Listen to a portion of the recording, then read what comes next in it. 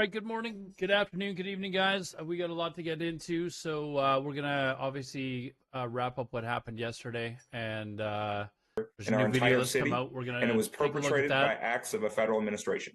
But we've got protests that are going on around Minneapolis. As more and more people we're going to talk see about this the Iran latest situation vantage quite a bit point, tonight. this latest video, you're going to see we are more and more going to reaction. obviously dive into are you this latest worried video that this as new well? video will lead to more protests? You know, we've seen it for the past We will 72 show hours, the and I am latest so video proud as of well. my city. I'm proud of my mayor. I'm proud of my council colleagues, and I'm proud of every single resident in the city of Minneapolis. These past 72 hours, we've had protests, we've had vigils, and you don't see any rioting, you don't see any looting, because we know that this city shows up with hope and unity, not with division and hate. Yeah. My understanding is you're originally from the south side of the city, born and raised. And listen, I mean, you're around in 2020 for the George Floyd protests and what's up, dude? And also Kim Potter, that trial and some of the frustration that the community felt around that. We're and going now, hard now with the community's kind of dealing with this. News because that's what, you mentioned that's what earlier the people that want. That's what Liminal wants. Minneapolis, folks from Minneapolis are tired of being resilient. But kind of speak to the conversations that are being had on the ground there about, what's been a we'll see, Liminal. I've got about recent 2 months. history chock full of we'll see these what we kinds can of do examples. in 2 months. Yeah, and like you said, Alex, I grew up in this community. This is our community, and the one thing that we do as Minnesotans, right? We are hardy. We will be doing these this winners, pretty much daily, and we always almost, show I up. think. And so I am so proud again of this city. Got a new YouTube channel to cover the AND News stuff, to power, all the and clips, we are all the so that, review videos. This narrative does We're going to not try, change. Liminal. Maybe not we are seeing 7 it from days the a federal week, but 5 or administration 6. to start to spin it. Right? They are not the jury. They are not the executioner. Until I either and get we a will job be here or every single step of the way demanding justice, or we're and doing well enough fashion, where we can go full time. How about as that? you have seen in the last 72 hours. You sub to the new YouTube channel. Thank you. Whiting, thank you for your time. Yeah, hopefully we'll see how the clips do there. But I'm going to do a mix of news and then Other news, at night President we'll do Donald some Trump gaming. sitting down today with executives from America's largest oil companies at the White House to discuss the future of Venezuela's this is oil. wild. Trump is hoping to encourage them to invest in rebuilding Venezuela's oil infrastructure. He talked to the execs of these oil companies before the attack on Venezuela. American companies will have the opportunity to rebuild Venezuela's rotting energy infrastructure and eventually increase oil production to levels never, ever seen before. Venezuela has also agreed that the United States will immediately begin refining and selling up to 50 million barrels of Venezuelan crude oil, which will continue indefinitely.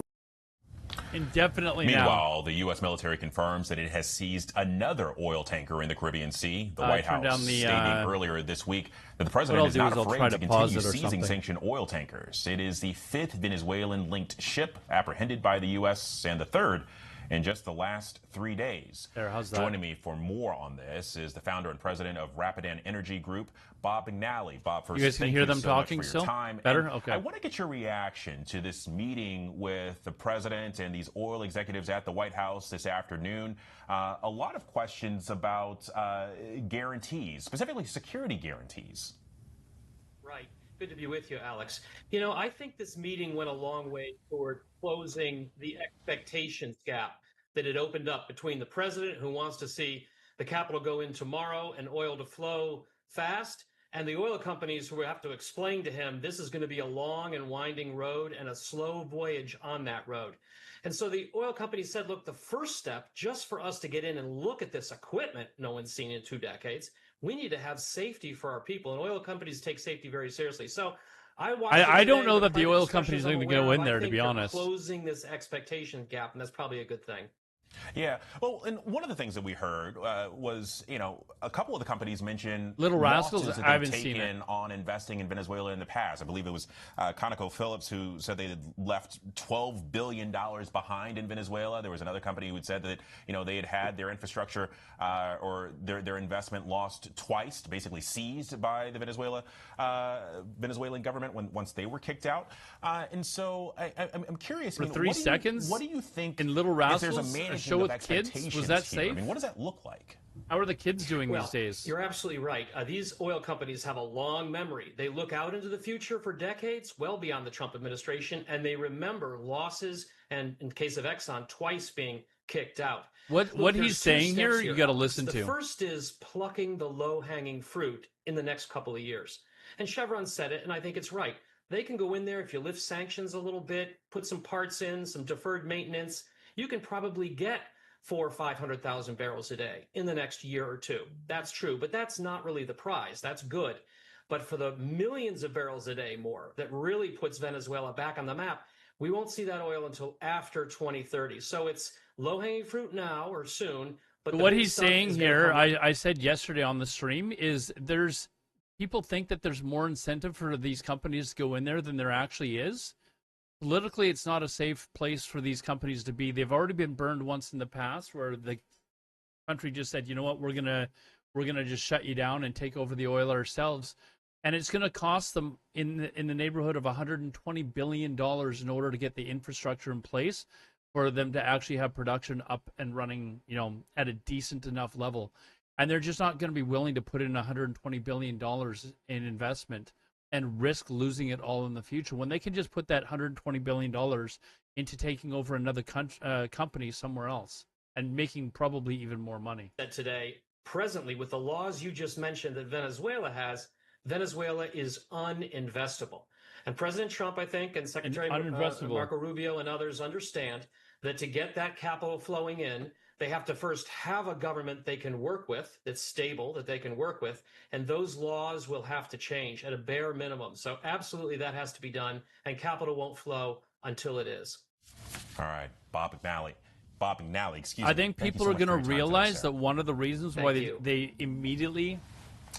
The Trump administration has presented its latest plans for the East Wing renovation project, the construction of a 90,000 square foot ballroom. Don't care about the ballroom. Okay, so what you need to understand, what Trump is actually doing is China had sent representatives into Venezuela to talk about an oil deal. And the reason why this is important is China wanted to go in there and fix the infrastructure and then start buying Venezuelan oil. And even more importantly, to the Americans, they were going to do it without using the U.S. dollar. And America is really, really worried about the world transitioning away from the U.S. dollar as the world currency, because a lot of the American economy is actually based on that. The American dollar is kept strong because everybody in the world is using it for the world economy. If suddenly the world shifts away from using the U.S. dollar as the world primary world currency, it is going to have a major effect on the U.S. economy. So that's why if they switch to the euro, or the BRIC companies switch to another currency, it will have a dramatic impact. So they're part of the reason why the U.S. doesn't want China buying Venezuelan oil, is because they don't want to be using something other than the U.S. currency. This live, yes, I see that you're typing. The BP oil spill, yes, some years back. It is live, Liminal. I'm sorry. I was watching what was going on my monitor. I'm sorry I was not responding to you first. U.S. dollar is the most prestigious. It's the world currency. It is pre-recorded. Do I need a bloody shoe to put on my head? Like what a shaman Bitcoin takes the fuck over? What happens? Think about this. This is something that the U.S. needs to seriously consider. They are pissing off enough people. Hey, Cryptic, what's up, man? They are pissing off enough people in enough countries that what happens if the EU, who, Trump is pissing off right now, or China, who, China will do whatever they need to do in order to piss off Americans or stab America in the back. What happens if the EU and China suddenly say, you know what? Let's just start trading in euros. What happens if China and the EU just suddenly say, you know what, we're going to start trading it. We're start going to use the euro as our base currency. Because the EU and China, their economies combined is far larger than the U.S. So what happens then? And what happens to the U.S. economy and the U.S. dollar if the EU and China switch their currencies that they're trading in? That would be a massive blow to the American economy. Physical currency and especially change will be gone soon, just like newspaper. No need for it. I mean, until that happens, it doesn't. I mean, it hasn't happened, right? Until that happens, it hasn't happened. But regardless, even if everybody were to switch to Bitcoin, they're not using the American dollar anymore, right? So a lot of the American economy is based on other, like the U.S. dollar its strength is based on other countries using it. It will, okay, but until it does, liminal, it doesn't matter. Like, until it does, it doesn't matter. An affair with my husband Brian. It involved decadent sexual behavior. We don't need to be wiring up on the ice shooting. We can get into that in a sec. This is where the good stuff. We talked a lot about it yesterday. Mr. and Mrs. Murder. It's a fiat currency.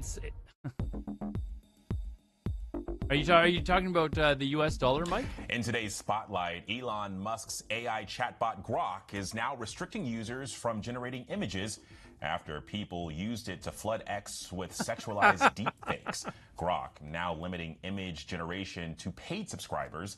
This after I'm a paid subscriber. Massive backlash. Researchers say I'm a paid subscriber. We're good to create modified sexualized images of women and children without their consent. So joining me for more on this is ABC News contributor and Sirius XM. Yes, radio I'm Marcus. host What's up, Mike man? We'll be doing the news Mike, thing daily, like break 5-6 days a week, guys. What more do I we really know want to give this about a go. Grok's new limits and here? then we'll do gaming at night. Backlash that Grok has received. What they've done is they limited the scope $1 to Canadian. individuals Okay, dude, chill. Of X, it's about the to same Grok. as it's That's always going to been. Allow them only paid subscribers to generate images. But Alex, that doesn't solve the problem. It's just a matter of time before chat AI sexualizes. Come on, dude, it's been happening for years. What are you talking about? And the platform and the tool unto itself. It sure didn't to me look like that ICE agent was in fear of losing. We can get into that. We spent a lot of time on it yesterday, but there's been a new development in it as well. So responsible for eliminating. Shall we get into it right away off the hop? For those of you that did not follow my hold on.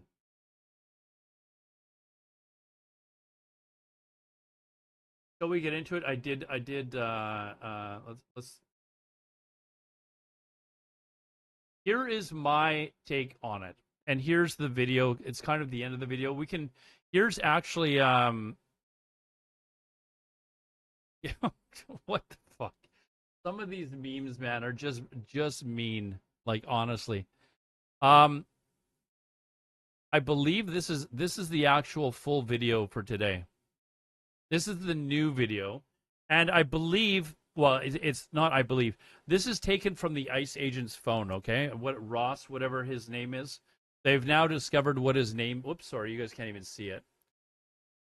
So this is the new video that appeared today, and this is the video from his phone. You can actually see in the reflection here him holding the phone. Your new YouTube channel, you should upload your full VODs of and they're there, dude. I'm live streaming there, dude, right now. You should see me on the channel. You can watch me from that channel. Liminal. In fact, I would almost appreciate it if people did, so that I can, get views. You're here only. Okay, well. My stream is there. The VOD will always be there. Any clips that I make, any news review videos that I do will be there. All of it will be on the new YouTube channel, and it's at Alodar News Network on YouTube. You guys can find me there. I'll give you the link in a second. Now, this video here is basically him going around the car. He's got his phone out. For some reason, he's recording her. He's obviously agitated by something. Oh, this is only 3 seconds. Where's the full effing video?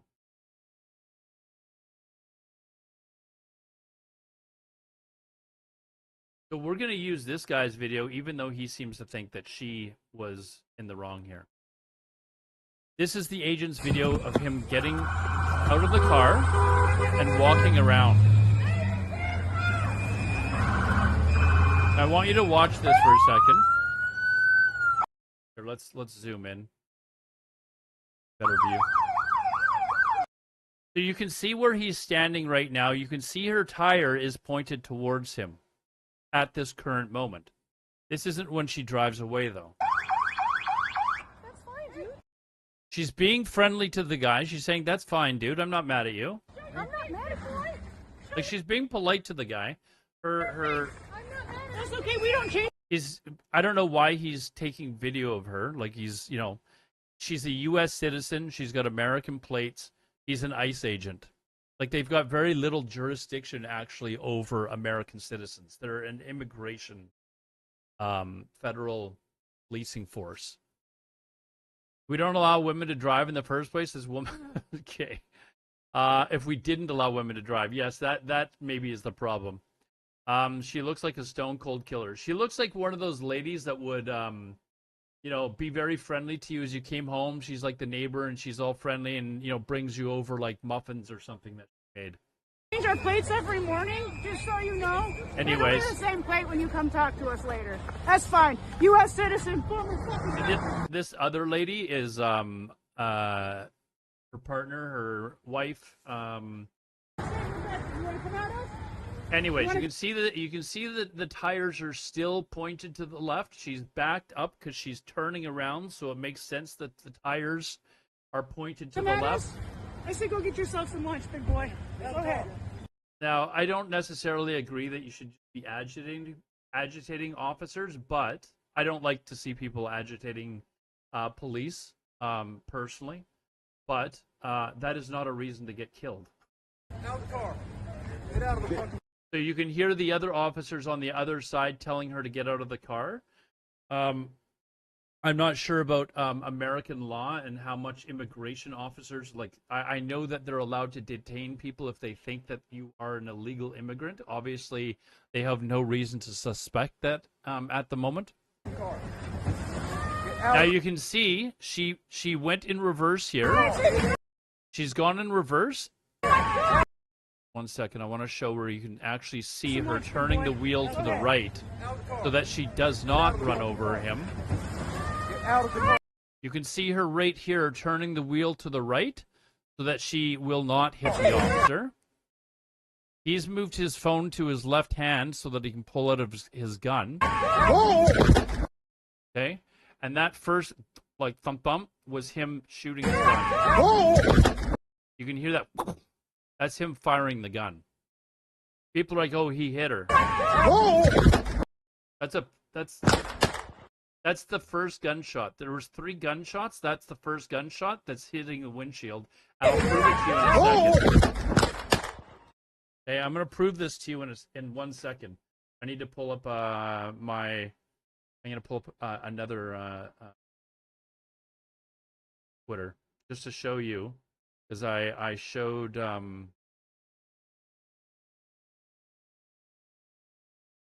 hey, should this guy have obeyed the law? I'm not sure. This guy's an actual officer where he's talking about how in the wrong the ICE agents were. We can watch that as well. There's another video, maybe I don't actually have it saved, of another guy who's doing basically like a very, very neutral video, but he's walking up the I'll have to see if I can find it. I thought I had it. If anyone else has it, there's another video of a guy walking up, and he basically does a documentary of the attack itself, and he's not like screaming or yelling or anything like that. It's just basically, here's the video.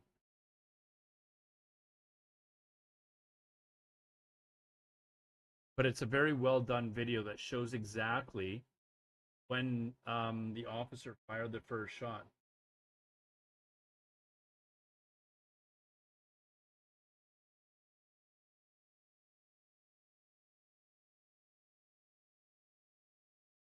This is essentially what the video shows, though.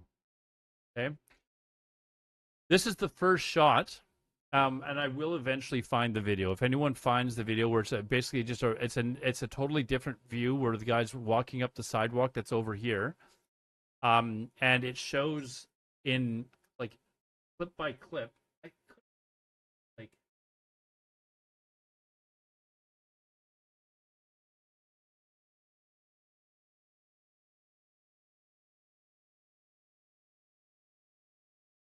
oh, I think I've got it. I think I've actually got it. I think this is here. Yes, this is it here. Okay, so we're gonna zoom in on this because this is actually a very important video to watch. Get it bigger. Includes graphic images. You know, you guys are all old enough to see this. On Wednesday. Okay, so I need you to, we're going to go through this frame by frame. I need you to watch this. If you have any doubt as to where the officer was when he shot, I don't care which side of the aisle you're on, you need to watch this because it absolutely proves where the officer was standing when he fired and whether or not he was in front of the vehicle or whether he was beside. In Minneapolis, a federal agent. Okay, so the person who fired is the officer that is standing behind. Okay? Fatally shot. He's pulled out his gun at this point. A motorist. Okay, he still is not fired. However, you can see his leg on the side of the vehicle here. There's his first shot. That is his first shot right there. Look at where his 2 feet are and where his body is. Is he in front of the vehicle at that point, or is he beside the vehicle?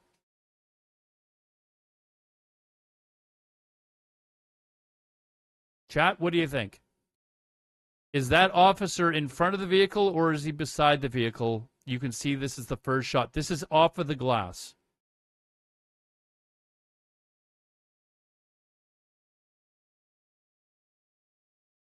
Hey, 7-0, what's up, man? Obviously, hang onto the car will 100% pull the dragged by car defense. You're talking about his previous incident? Apparently, this guy was involved in another incident like 6 months ago where he was trying to get into a car and the person took off and he held on or whatever. So, chat, I don't have any answers here. You guys are all watching this video, right? You guys are all here watching this video, I hope. So again, we'll watch it. We'll watch it for from the beginning. Whoops. And again, we had people in the chat yesterday that were vehemently like she was trying to run him over.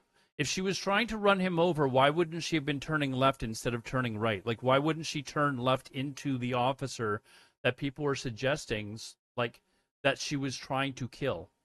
Okay? Wednesday. These are the officers. Do we need to go over the other video from yesterday? It was very clear that these officers didn't even need to get out of their vehicle. So here we go. In Minneapolis, a federal agent. Again, you can see the other officer. Oh, man, like. On Wednesday. You can see the other officer come around the side, which, first of all, police officers are trained to most definitely not step in front of a car. So he broke one rule immediately. In Minneapolis, a federal pulls back. There he is coming around the side of the car. Agent fatally. He pulls out his gun at this point. Right there, you can see him reaching for his gun. She's now started to turn her wheel to this side. He still is not shot. You can already see that the wheels turn to the right and his legs. Motorist. Okay. His legs are now on this side. He hasn't fired yet. His body is completely on the side now. He still has not fired yet. Boom, he's fired. Where is his body at this point? His body is right beside the tire well.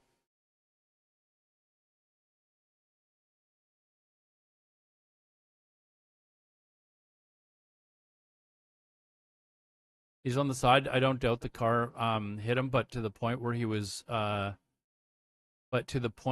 in fear for his life. I mean, she was barely moving. You know, and then not only that, like we've talked about the first shot.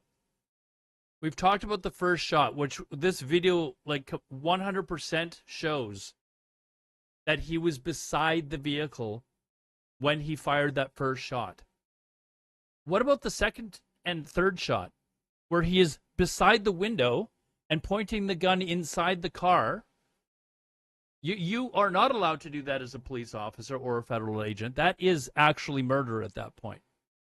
Because at that point, 100%, she is not a danger to him. Oh, they're definitely not professional. Absolutely not. Absolutely not professional. 37-year-old Renee Nicole Good. Like it is so obvious that these officers should not have been. So we're gonna just. Does anyone have any doubt? Like, it is okay to be all pro, like, don't, all pro military, all pro. I'm pro, like, cops. Like, I hate it when people shit on cops. They deal with a lot of shit, but part of the reason that they, have to, like, part of their job is that they have to put up with a lot of shit, and if they can't mentally, they need to not do the job. Like, that is unfortunately part of the job. They know that when they sign up, and if you can't handle people, being asses to you, yelling at you, calling you a prick or whatever, a pig, that's unfortunately part of the job. It sucks, but it is unfortunately part of the job. ICE has turned into the SS in the U.S. I have a video coming out. It's either tomorrow or the next day. It's already actually up on YouTube, but I'm doing them one day at a time. I'm making the claim that it's very similar in many ways to the Gestapo. Very similar in many ways to the Gestapo. And I know that sounds absurd to some people, but they do a lot of the same things that the Gestapo does. They're going into communities, terrorizing people, arresting people without warrants, targeting minorities. This is all stuff that the Gestapo did. If you want, there's lots of really good documentaries on the Gestapo. Which video, Cryptic? Anyways, if you want to watch this video more and more and more, let me link it to you guys. That's the video that I'm watching, or it's in that link, but it's very clear from this video. Your ICE is SS because that is what they've turned into. Oh, it's a short, dude. It's not. But it will be. I've got videos for the next few days posted. I've told people that I am going to really focus a lot more on the news stuff. I'm still going to be playing EVE Online at night. It's just kind of a nice break. I streamed EVE Online for like 13 hours on New Year's Eve or something, and I was like, okay, I don't want to stream it for 13 hours. I want to play it for like 6 hours a night or something. But ICE killed their own citizens. So did the Gestapo, man. So did the Gestapo. Like, the Gestapo were used as a terror organization against their own citizens, against the German citizens. And you could argue that ICE is doing the same thing.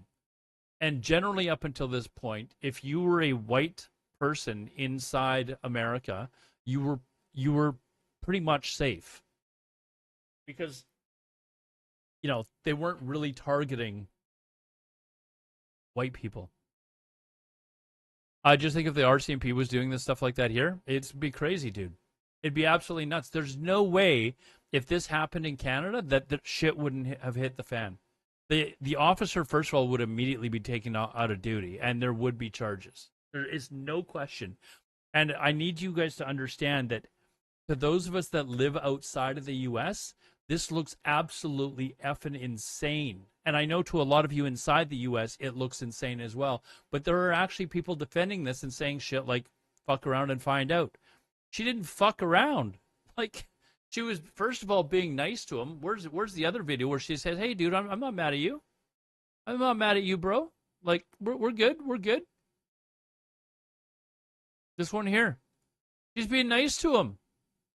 He's got his phone out. He's got it in her face, videotaping and stuff. Fine, dude. I'm not mad at you. I'm not mad at you, dude. She did fuck around a little bit. How? Anyways, it's because ICE is full of vigilantes. What is the name of the that ultra right wing group? The something boys. Like, you don't hear about them anymore. I think they're too busy. They've all suddenly got jobs that paid themselves a big bonus.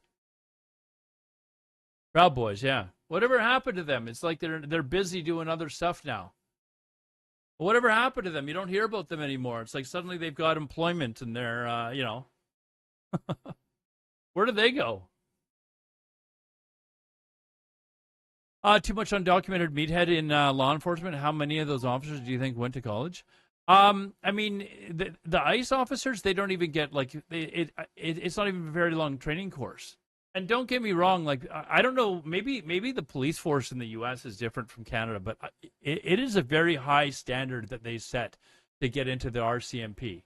I know several of my friends, absolutely outstanding individuals that worked for years and years and years before they got accepted into the RCMP. And the RCMP is like our federal police force. They do have some jurisdiction in certain areas. And then even like our local police force, like the Vancouver, it is not easy to get a job as a cop here. Like, they really do their due diligence to make sure that you are mentally tough enough to, you've got the proper background. Like, they really do their due diligence before they hire you. So I don't know, maybe it's different, but they put you through a pretty intensive training program. And part of that training program is basically to make sure that you are mentally prepared for the job, that you're not going to just flip out, lose it, pull your gun out and shoot somebody. You know, that's it's crazy. Find out are the streamers on the Kick platform. It's not just on Kick, dude, but I mean, and a lot of them, and I said this yesterday, a lot of these, influencers that are yelling, F around and find out or whatever, they're the type of people that have never been in a situation like this. They've never been in any sort of position of authority. They really have no idea what they're talking about, and this is kind of their opportunity to stand there and act tough and act like, oh yeah, F around and find out. We're gonna take care of you. You deserved it. Like, they really have no idea what they're effing talking about. They've been behind their computer screen, stuck in their parents' basement or their attic for the last 30 years, and they really have no idea how the world works or what officers are actually allowed to do and not allowed to do. And this was clearly a violation of what they're allowed to do. Yeah, you can link a video, of course. Law enforcement officers are very different from ours in Canada. U.S. cops are really, really dumb. I mean, I've been to Vegas. I've had my discussions with officers down there. I don't know. I'm going to be honest though. I think I would be more scared to be an officer in the U.S. than I would be in Canada. Like, I considered going into apply as a police officer up here. This is years ago. There's not a chance in hell I would be an officer down there. Never.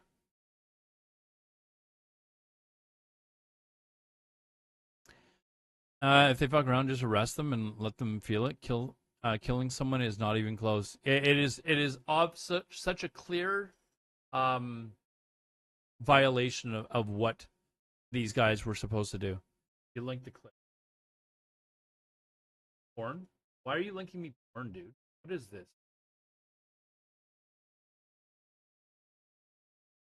What are we looking at here? Florida deputy mistakes fallen acorn for gunshot, fires into patrol car, and oh my god. Oh my god.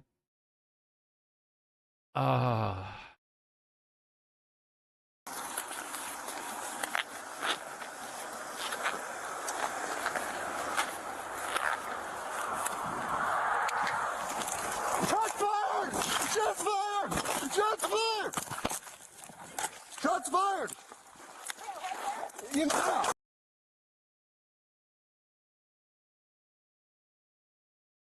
First of all, if he's got somebody in the car, they probably searched him and they should know that he doesn't have a gun. So what is he like?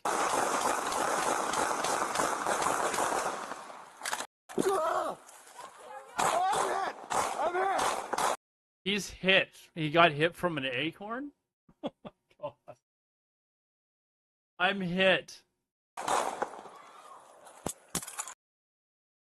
Here the acorn makes slight ding on the roof of his car. Oh.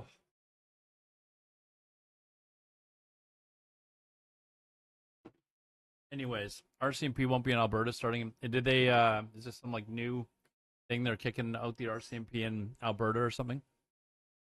He got hit by an acorn. I mean, what is this live stream? Ask Israel to do the shooting for him. Tehran is now threatening what is a preemptive TVP strike World? on Israel. I've never heard of TVP World. With all our strengths and with every ounce of our being, we are. Don't know what that is. Alberta sheriffs will be replacing. I mean, RCMP only has like they're not like the Vancouver police force, you know. So it's not uncommon. If they want to, he even became a police. That's so scary. He even became a. I mean, it's. Anyways, all right. Let's. Are we done with the? Does anyone have any questions about the shooting? Is it pretty clear that the officer was in no danger now after this recent video, and it's pretty clear he was beside the car, right from the very first shot? Is anyone still doubting that? Do we have to watch the video another 20 times? Or are we done? I will probably show it again a little bit later for people that show up late, but it is pretty clear.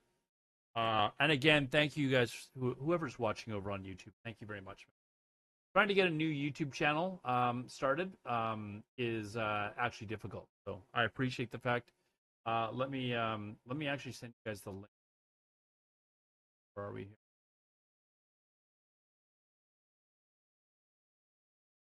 But it is where all of my content is going to be posted. So I will no longer be posting it to the Alodar YouTube channel. It will be the for all the news stuff. It's going to be posted to the Alodar News Network channel, and you are more than welcome to please go and there we go. So hold on. You know what I didn't do though? Don't yell at me. Did I link? No, I did not. Hold on. If you're chatting on YouTube, I missed it. The bot is now active. There we go. Nobody was chatting, so we're okay. But thank you very much for any subs and stuff over there, guys.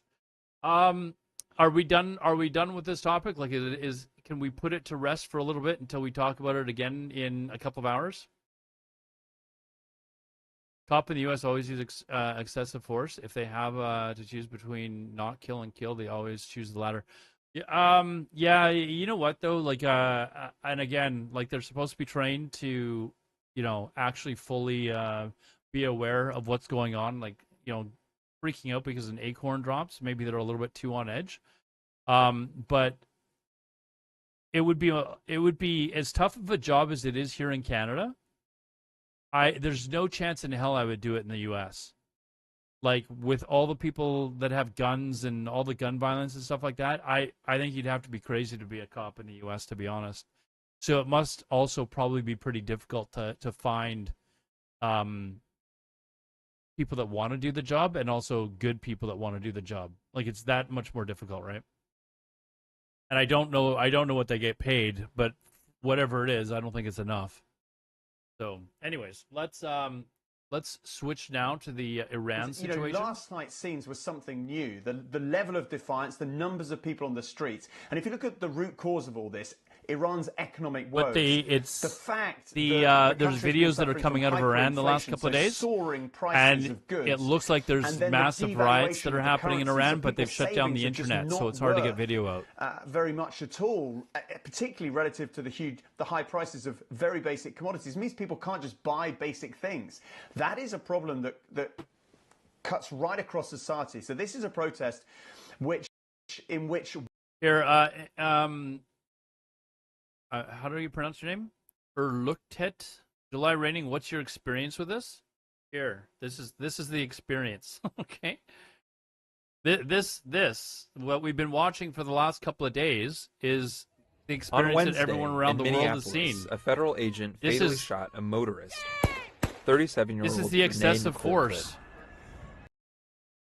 Like, that's the excessive force. What do you mean? What experience are you talking about? How many people get killed by cops at stupid like traffic violations and crap? Very, very big moment for Iran and the region. Alex? All right, Tom, thank you. TLDR, what's happening in Iran? Now to the mother of a student lost to gunfire, just one of the 14 witnesses on the stand in a courthouse in Corpus Christi, Texas.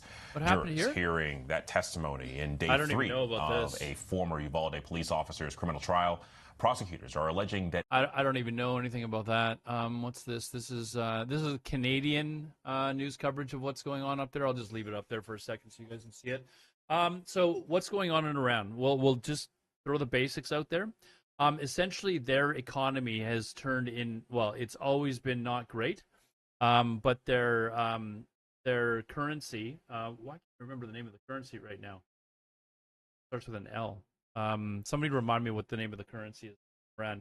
Anyways, it started to devalue like significantly, like rapid devaluation of their currency.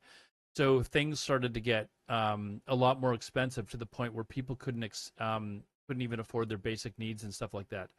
So like it happens in countries around the world in circumstances like this, there's a lot of unrest and people started rioting. But in this case, because there's been so many riots in Iran in the last several years, it's just become escalated because people are getting tired of this crap in Iran. Not only the fact that they can't afford basic goods, but they're tired of the corrupt government that they have leading the country. So a lot of them, it's turned from not just the fact that they're rioting because they can't afford basic goods, but now they also want to overthrow the government as well. We'll have to see how that plays out. It's going to be a lot harder to overthrow an authoritarian government like they have in Iran compared to in other places, because they will actually just bring in the army or the police or whatever. So we'll have to see what happens. But a couple days ago, they turned off the internet so they couldn't communicate with each other. And quite often that will deflate the situation. Over the course of time, riots and stuff like that will just start to die down. And that's probably what the Iranian government is hoping for right now. And it's hard to tell what's going on in there because it's hard to get video out of Iran. That's essentially what's going on there. I do want to cover more on Iran though. So I'm probably going to look for some articles while we're watching some other stuff, but I don't know what this is. What is this guy talking? Welcome to, great to have you on the program, and Happy New Year to you. Anya is author of the critically acclaimed books Left Bank, Art, Passion, and Rebirth of Paris, and Notre Dame, the Soul of Paris. I should ask you, first of all, you're working on another book. This time, it's, drum roll. And it's called Right Bank, of course, but it's taking place in the 1880s. So it's a prequel. I think that's what they would say in Hollywood. And it's the youth of Marcel Proust from 1885 to 1908. Plenty of interesting people there. So where's your head at the moment? Half on world affairs, half in the world of Proust? Well, as always. Perfect place to be. Let me ask you something as well in Paris this week. Is there anyone that's in the chat that still thinks the officer had good enough reason to shoot the driver of the vehicle? There's something I wanted to show people if there's any still doubt, but if not, then we can move on like for good at this point. But if we'll move on to the next. We've got Greenland to talk about. We've got is declared, so I think we're a long way away from it. And but at least, I mean, France and Britain have been. Oh, you know what we do have to talk about? We have to talk about this new missile that Russia launched towards the Ukraine. This missile, apparently, I believe, has the capacity to carry nukes on it. But it's basically a missile that, when it launches, it goes out into orbit, and then the head of the missile breaks open, and then a bunch of other little missiles come basically get ejected, and the way they spiral down back in onto wherever their target is, it makes it extraordinarily hard for anti-missile systems to actually shoot it, because the missiles as they're coming down are doing this. So I will show you. There's like lots of stuff to get to. Start with what the Monroe Doctrine was about. It basically said that America has the right to prevent foreign powers intervening in its hemisphere. The new version, Mr. Trump's version, says that America has the right to project power in its hemisphere however it likes, to whoever it likes, whenever it likes, and that being strong makes it right. And the delusion here, we can watch the interview with Stephen Miller. That was good for America in the long run. Now, there's nothing to say that a strong America is bad, but the power of coercion and force and getting people to jump to your tune with a stick cannot ever match the power of cooperation and collaboration and working together. And there is no country in the Western Hemisphere that doesn't have its backup right now. Very interesting. This is little carrot, all stick. When I lived in Germany, I can tell you right now, the Germans are not fans of Americans having army bases there, and like they can't stand it. And there was a German, I don't know who he was, but he was some official.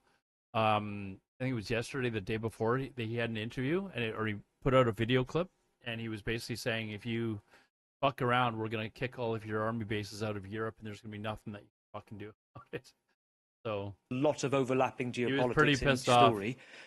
Just as we speak, I want to talk about the scale of this. President Trump reporting himself, suggesting the aging Ayatollah is preparing a Plan B contingency to escape Tehran. Credible? Thanks, Gavin. It's good to be with you and the panel. We have to protect the those conversations have been going on for some time, that he might flee to Moscow. As you know, and viewers might know, the country's foreign minister is actually in Lebanon with his family for an unknown amount of time. And I was talking to folks in Lebanon because there's also been... Okay, look, I want you to look at this. We were talking about the oil stuff in Venezuela, and they're already coming out and saying it's basically uninvestable. So, like the CEOs, and I don't know if you guys, any of you guys follow Mr. Global by any chance on Instagram or anything like that? He's a oil CEO, or he's run oil companies, built his own oil companies. Like, he knows a lot about oil and the whole sector and stuff like that. But he does a lot of political commentary as well. And as soon as the U.S. Kidnapped Maduro, he basically said, listen, the oil companies are not going to go in there and build up the oil infrastructure there, because it's going to cost way too much money. Even though there's all that oil there, the oil companies are not going to want to go in there and build up the infrastructure, for fear that in 20 years, whoever the new government is could just say, "Nah, get the hell out of here, you're gone." So, anyways, I guess this is an article where it basically shows that the Exxon CEO, Darren Woods, offered the starkest statement, telling Trump in the live streaming meeting in the Eastern Room that Venezuela is uninvestable under current conditions. He said major changes were needed before his company would return to the country, and that big question remains about what return Exxon could expect from any investments. And again, why would they spend $120 billion to barely get an increase of oil that's coming out of Venezuela, when they can just invest that $120 billion somewhere else and take over another company or something like that? The new revolution in Iran. I'm hoping that the new revolution succeeds. I'm very pro Iranians getting a new government, as long as it's one of their choosing. I'm hoping that the current regime, which I think is brutal, to say the least, gets toppled. That is what I'd like to see happen. What is Trump talking about? To wheel and deal with tariffs. Now, if you have the right president, it's good. You have the wrong president, if you have the wrong president, nothing's good. Tariffs are the least of your problems. Here he goes about the wrong president, the right president. Do we have the right president or the wrong president? They had the worst policy. We have to even run against these people. Now, I won't say cancel the election. They should cancel the election because the fake news will say, he wants the elections canceled. He's a dictator. They always call me a dictator. Nobody's worse than Obama and the people that surrounded Biden. Not Biden. I don't think it was Biden. He didn't know what the hell was going on, okay? The election was rigged. He had no idea. How is it that every time there's a conversation with this guy, it always turns back to Obama and the auto pen? Biden? And by the way, you ought to make a big deal out of the auto pen. The auto pen was your president. Because most of the things how does it were happen? signed by auto pen. Everything is blamed on Biden. And you're not allowed to do that. I signed very little. Now Obama. I just sign everything because it's just so crazy. But, like I had the other day, we elevated a general to 4 stars. I think you should sign that. That's a big deal. A general did a great job, was elevated to 4 stars. And I had the general in, and I signed it in front of him, held it up. What did I vote for in the last election? I'm Canadian, dude. And you can always tell an auto pen. One thing, it has 2 little tiny dots. You know that? 2 little dots. You know what that's? I would have voted for Trump, though. They go bing. And that's bing, not to say I'm anti-Republican. There are Republican But presidents of the past I would have voted for. And the law is you have to sign. But I don't think Trump is Republican. Trump is MAGA. The auto pen person. Oh, you don't have to say he sorry. He has to be authorized by the President of the United States. Well, he wasn't. The guy barely knew the president. He's basically rambling. I mean, I can't. How does he just ramble like nonstop, and nobody stops him?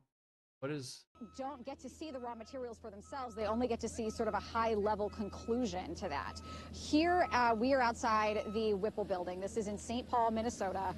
This is just a van driving by. Trump will never make this is me where American. We're seeing law enforcement clash with protesters. There's no chance of that ever happening. Multiple times throughout the day. So let me just kind of walk you through here because you can see how it played out just by looking at the ground. If you look down here, you'll see this like little pile of powder. That's what they're detonating here, basically shooting this at protesters. This is pepper spray, or pepper ball, and it's small. It's like the size of a marble, and there's a bunch of them, a bunch of spots here where you can see they hit the ground. What we saw a couple of times was law enforcement get pretty close to a protester and basically shoot those pepper balls at their feet, and then some of them went so far that they went into the parking lot, which is several dozen yards, if not maybe more like 100 yards away from where federal law enforcement is. This situation has changed quite a bit since we've been here. What we've seen so far is more getting an update on the barriers put up. So protests that are going on around Minneapolis here. I think people are thinking that they can turn into here, and they can't now because there's these concrete barriers here. That is also true at the other end of the facility what's up, man? here, where you see federal law enforcement now staging in front of those concrete barriers. So these are the measures that federal law enforcement is taking to try to push the crowd back. Earlier, we saw a scuffle between the protesters and a man who came out saying that he loves ICE, and another man with him who was waving the American flag, and they had balloons that were heart-shaped, and they were yelling that they loved ICE and seemed pretty intent on engaging with the crowd. Back to you. As you point out, there's been a lot over the last couple of days, of course. I just want to pick up on one thing you were talking about, and I know we heard from local officials. These protesters today, are the problem? making that plea again for more information. They had initially been told they would be included in terms of the investigation. Now they're not. Is there, especially as we're talking with an international audience here, Whitney, is there any sort of recourse for those local investigators, those local officials? I mean, can they sue for access to that more complete information, or are they essentially stuck with, as you put it, those sort of high-level findings after the fact?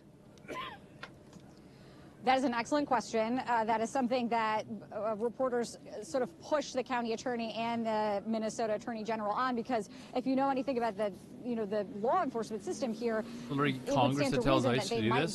Yeah, but what do you want them to do? A federal judge to intervene. These people live in Minnesota. A judge to intervene and open up an avenue they probably for them to view come here in their spare time. Even speak with the ICE officer They himself. probably can't, take a drive down to Washington D.C. in the afternoon and be back at night so they can get up for work the next day. Premature. So she would not say that she was prepared to enforce her jurisdiction, which it was interesting because in the press conference she said, make no mistake, we do have jurisdiction here, and yet did not describe how she plans to enforce that jurisdiction. Court to protest? So this might just be one of those things that we have to see it play out and see what decisions they make down the line. But in the press conference today, at this point, she would not. And I believe they were outside the Parliament, the Minnesota Parliament building last night, weren't they? Wasn't that what that huge huge crowd was? Come forward with any evidence. Like the huge, massive crowd was outside of the photos, Parliament building yesterday. It was like tens of thousands of people. Cameras, for example.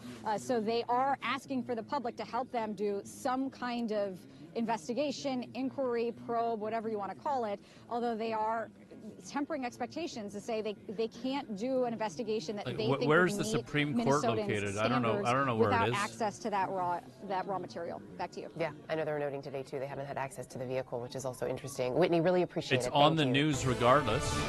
Right? Breaking news, CNN has now obtained the video of more video, we should say, of the deadly confrontation between a Minnesota woman and an ICE agent. So this is a new perspective for us. We're actually seeing it. This is video from one of the officers' cell phones. 37-year-old Renee Good was killed in the incident, of course, on Wednesday. I do want to warn you, you may find some of this video disturbing.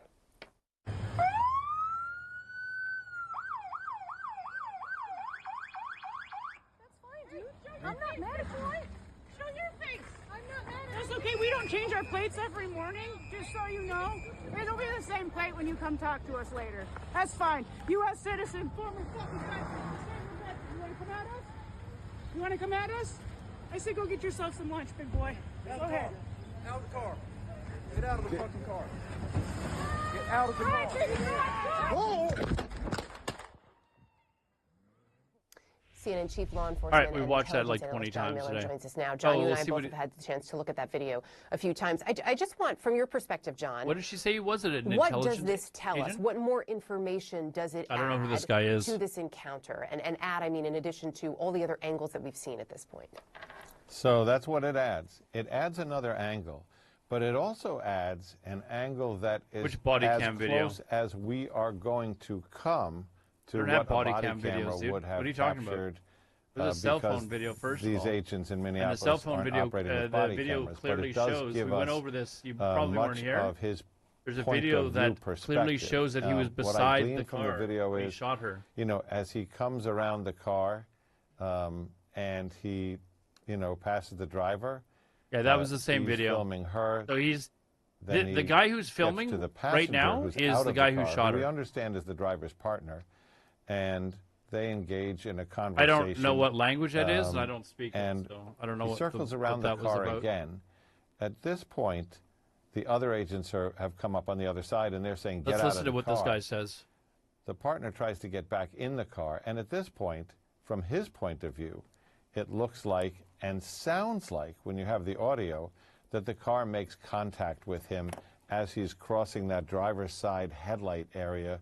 You hear a noise. Spanish? Okay, now, well, I we're don't gonna speak have to do Spanish. some video and audio analysis to hear at what point is that noise separated from the shots, which follow almost immediately. And what is that noise? Is that the phone hitting his leg as he puts it down and Here, I'm raises gonna the okay. gun? Since Is that the we're car going back to making this contact discussion, I'm going to show you the video that clearly shows that he is not in front of the car when he shoots her. This one here.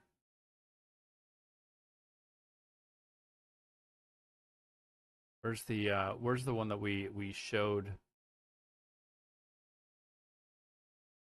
earlier?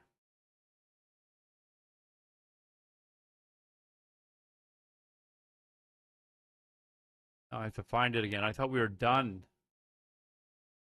Did this sit here? No, that's not it. There is a video that shows he was standing beside the car when he made the first shot, not in front. And that she was driving, was not going to hit him. This is not it. It's only 3 seconds. Find this video again. I thought we were done talking about the side. That's not it. The hell is this?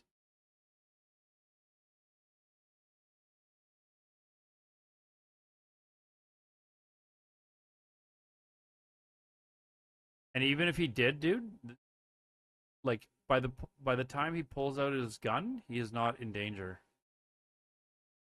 So he's also.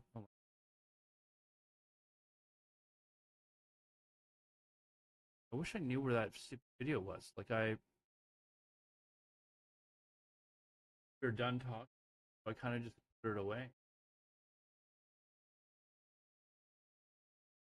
Oh, well, here's the still of it. Here's the still of it. You can see him standing behind this officer when he makes his first shot, and you can clearly see that he's beside the car.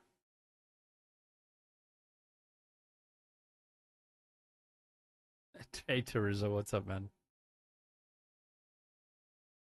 Source for Iran News. I can't reach a lot of people from where I am. Nima the noob, we have been talking about Iran. Unfortunately, they've shut down the internet in Iran, so it's very hard for them to get any news out of Iran. I did see some clips earlier. I'll try to find them again, where it looks like there's lots of like huge protests and rioting.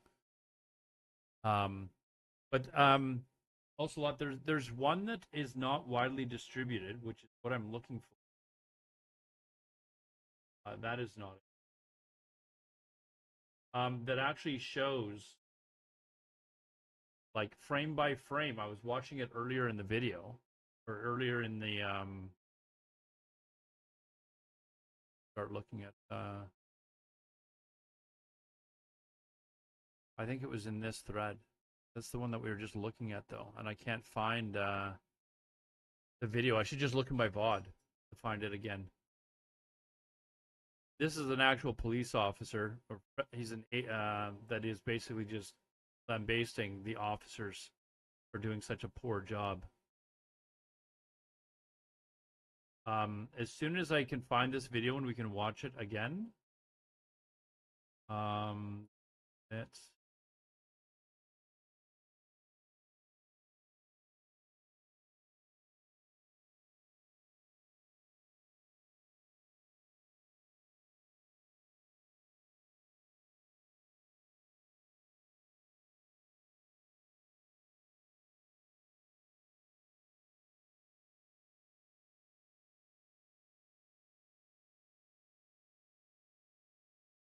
Well, we've seen that one, dude.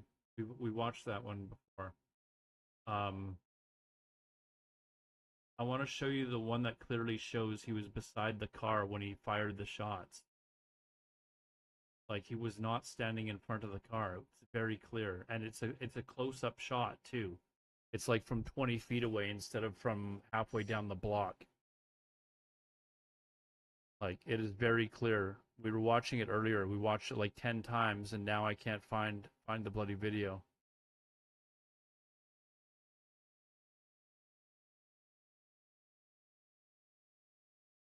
I wish I just kept it up because I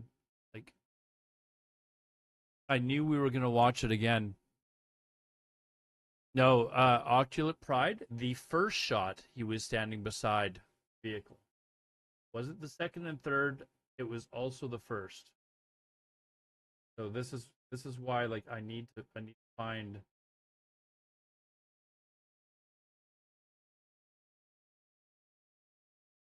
Oh, that's frustrating. What I did with it. But the other video, it clearly shows him standing beside the right or the left wheel well when he made the first shot. Okay. Here, hold on. Do I actually have to show you what a car looks like? Or Honda Pilot. I'm gonna actually look at the vehicle. Okay. Hold on. This is the vehicle. He was standing here beside the wheel well and shot here. Like, he wasn't beside yet. He was beside the right wheel well when he shot. It is very clear. You can actually hear the shot and you can see the splatter off of the windshield.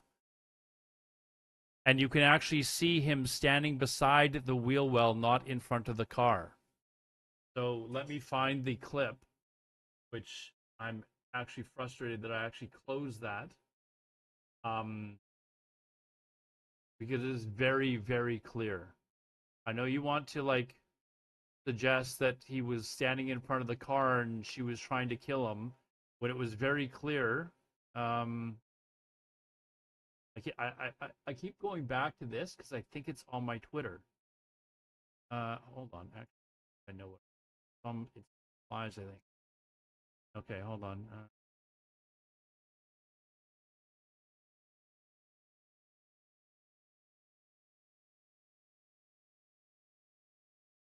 Yeah, I think I have people that were in here last night that were like, "Oh, it's her fault, it's her fault," and then they saw this clip and nobody. I said, "Anyone still think it's her fault?" And they're like, "Okay." Nobody actually said anything. So,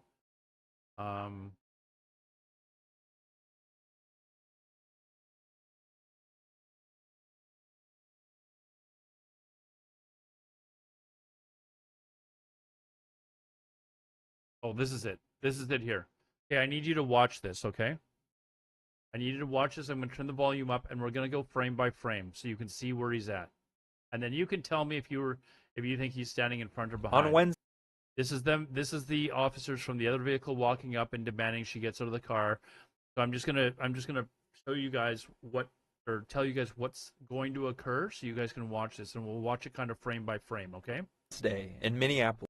So you can see him try and open the door, which I believe ICE officers. I'm not even sure that they're allowed to do that. They're only allowed to get into your car if they've got a warrant or they believe that you're an undocumented immigrant, I believe is what the law states.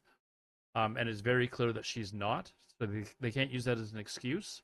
A federal. You can see the other guy pull around from the front of the car. This is not where he's shot. She's still got the wheel here. If she was, first of all, here's the first question you got to ask yourself. If she was trying to kill the other officer, why is she going in reverse? Why isn't she just going forward and just trying to kill him? Why did she go in reverse so she can back up and then she turns right with the wheel well? Okay, so now she's turning the wheel around here. He's just pulled out of his gun, but he has not shot her yet. Okay, you can see that the wheel is now turned to the right, and you can see his what would be his right leg on towards the side of the vehicle. Now you can see both legs. So and his body is behind. You can see it. His body behind the other officer. So he is clearly on the left side of the vehicle. Clearly, he's on the left side of the vehicle. You can see both of his legs on the left side of the vehicle. That's the first shot. You can clearly see he's on the side of the vehicle. Is that pretty clear for everyone? Like you can actually see his leg, both of his legs, clearly, and you can see that the wheel is turned to the right. She's trying to avoid him. So any suggestion that she was, like, if she was trying to drive into him, the wheel would have been turned to the left, not to the right.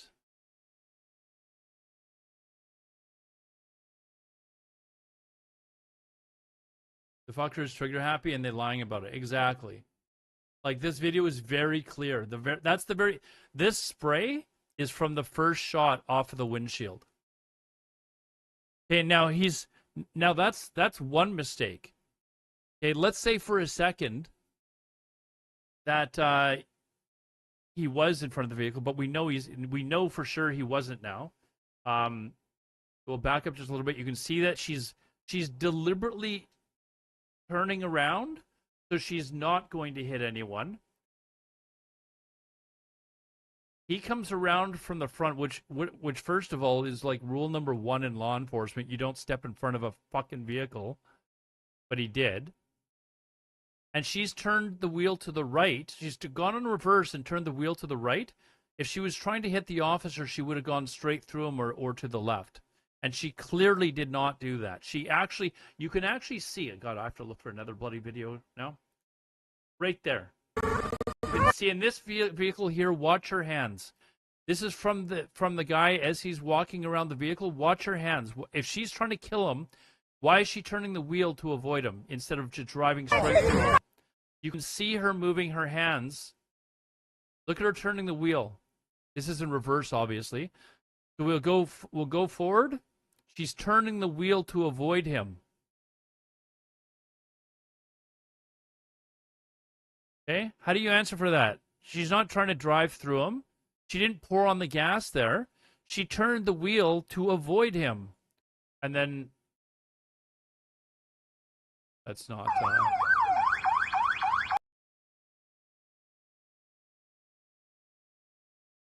Put it. Like, I literally just had it.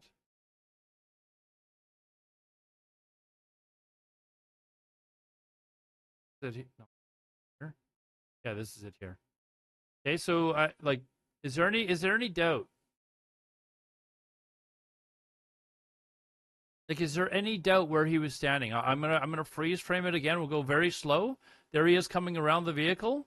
He's actually pulled his gun out at this point. She's already turned the wheel well to the right. He's not fired yet, and you can see both of his legs on the side of the vehicle. I need to see if I can go one more frame. Hold on.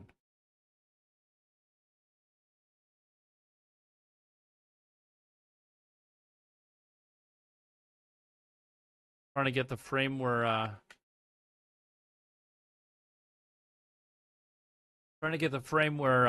he actually shoots. In Minneapolis, a federal agent fatally shot a motorist. Man, I hate 37-year-old Renee Nicole Good. Download the video. 37-year-old. But you can see where the first shot was. He's beside the in vehicle. Minneapolis, a federal agent fatally shot a motorist. Right there. That's the blast from the shot, and look where his legs are. He's out of the way. Ice lovers will say different. You know what? I feel like we've got some intelligent people in the chat today. Not a lot of people that are just throwing bullshit out there. A lot of these people that are just pro-ICE, they're pro anything as long as they can hate immigrants. You do understand that, right? It's not even a matter of do they think that the ICE agent is in the right or the wrong. The ICE is doing their thug work for them, picking on immigrants, and so therefore they like ICE.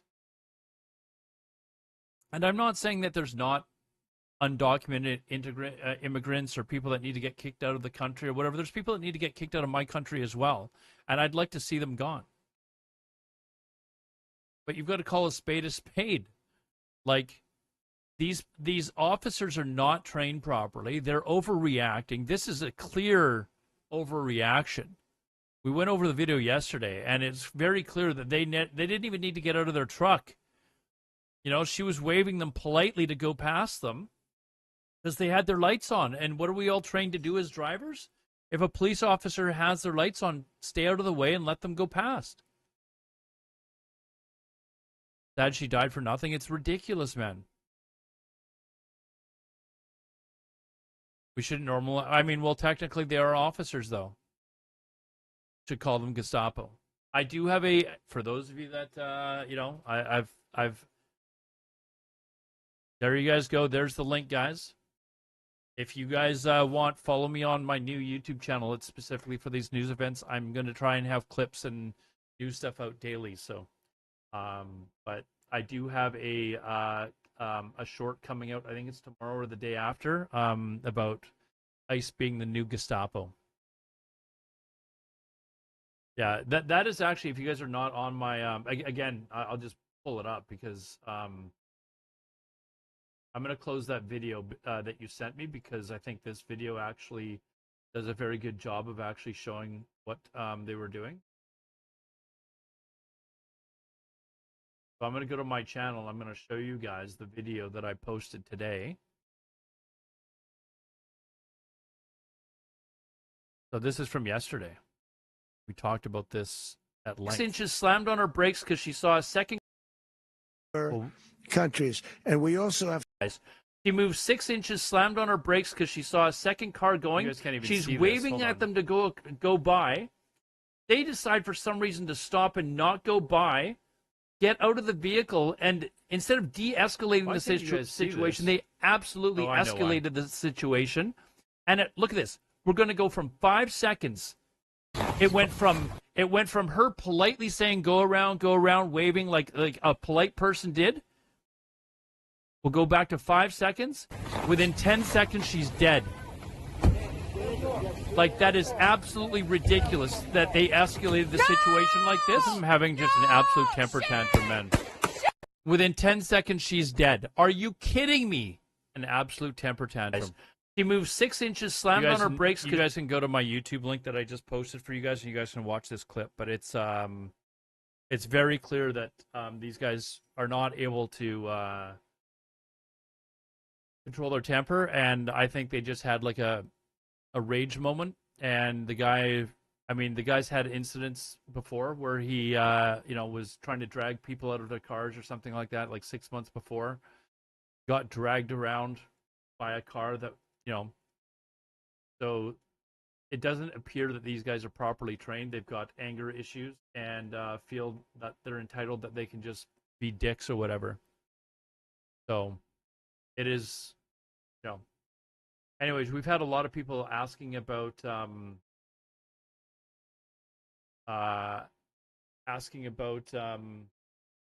Iran, so I'm gonna try and find some stuff on Iran. Question that is something that reporters sort of pushed the county attorney and Minnesota Attorney General on, because if you know anything about the law enforcement system here, ICE agents it would stand to reason that they might be able to where did the Proud Boys ask go? For a federal judge you don't hear to about them anymore. They've all got jobs. Or even a local judge to intervene and open up an avenue for them to view some of that evidence, or maybe even speak with the ICE officer himself. But when pressed on what they can do, the Hennepin County attorneys stopped short and said, I think it's premature. So she would not say that she was prepared to enforce her jurisdiction, which it was interesting, because in the press conference she said, make no mistake, we do have jurisdiction here, and yet did not describe how she plans to enforce that jurisdiction. So this might just be one of those things that we have to see it play out and see what decisions they make down the line. But in the press conference today, at this point, she would not, again, describe how she plans to enforce that jurisdiction. At this point, though, they are asking the public to come forward with any evidence, video, photos, surveillance video that they may have captured on their Ring door cameras, for example.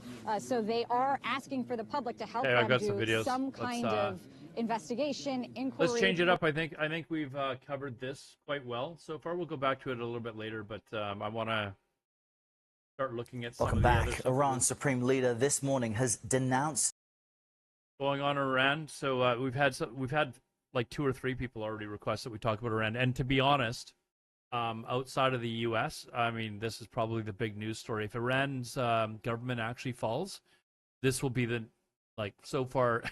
Can you believe it's only, what is it, day 9 of January, of the new year so far? Like, this is absolutely crazy to start to the year. But anyways, if the government in Iran falls, guys, this will be like the big news story. Well, so far of the year, God knows what else could happen for the rest of the year, because it's off to a really rough start. But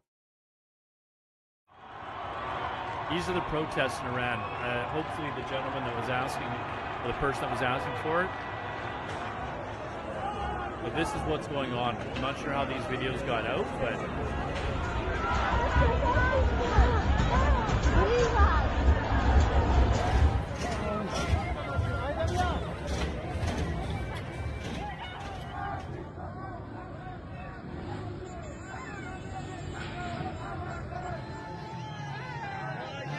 is apparently in Tehran.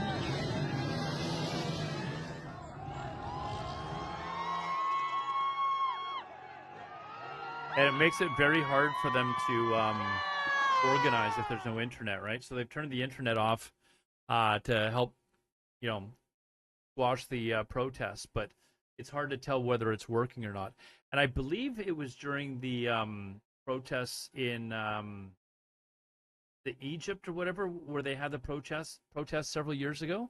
Didn't they find an app that works over cell phone, over their cell phone signal as opposed to internet?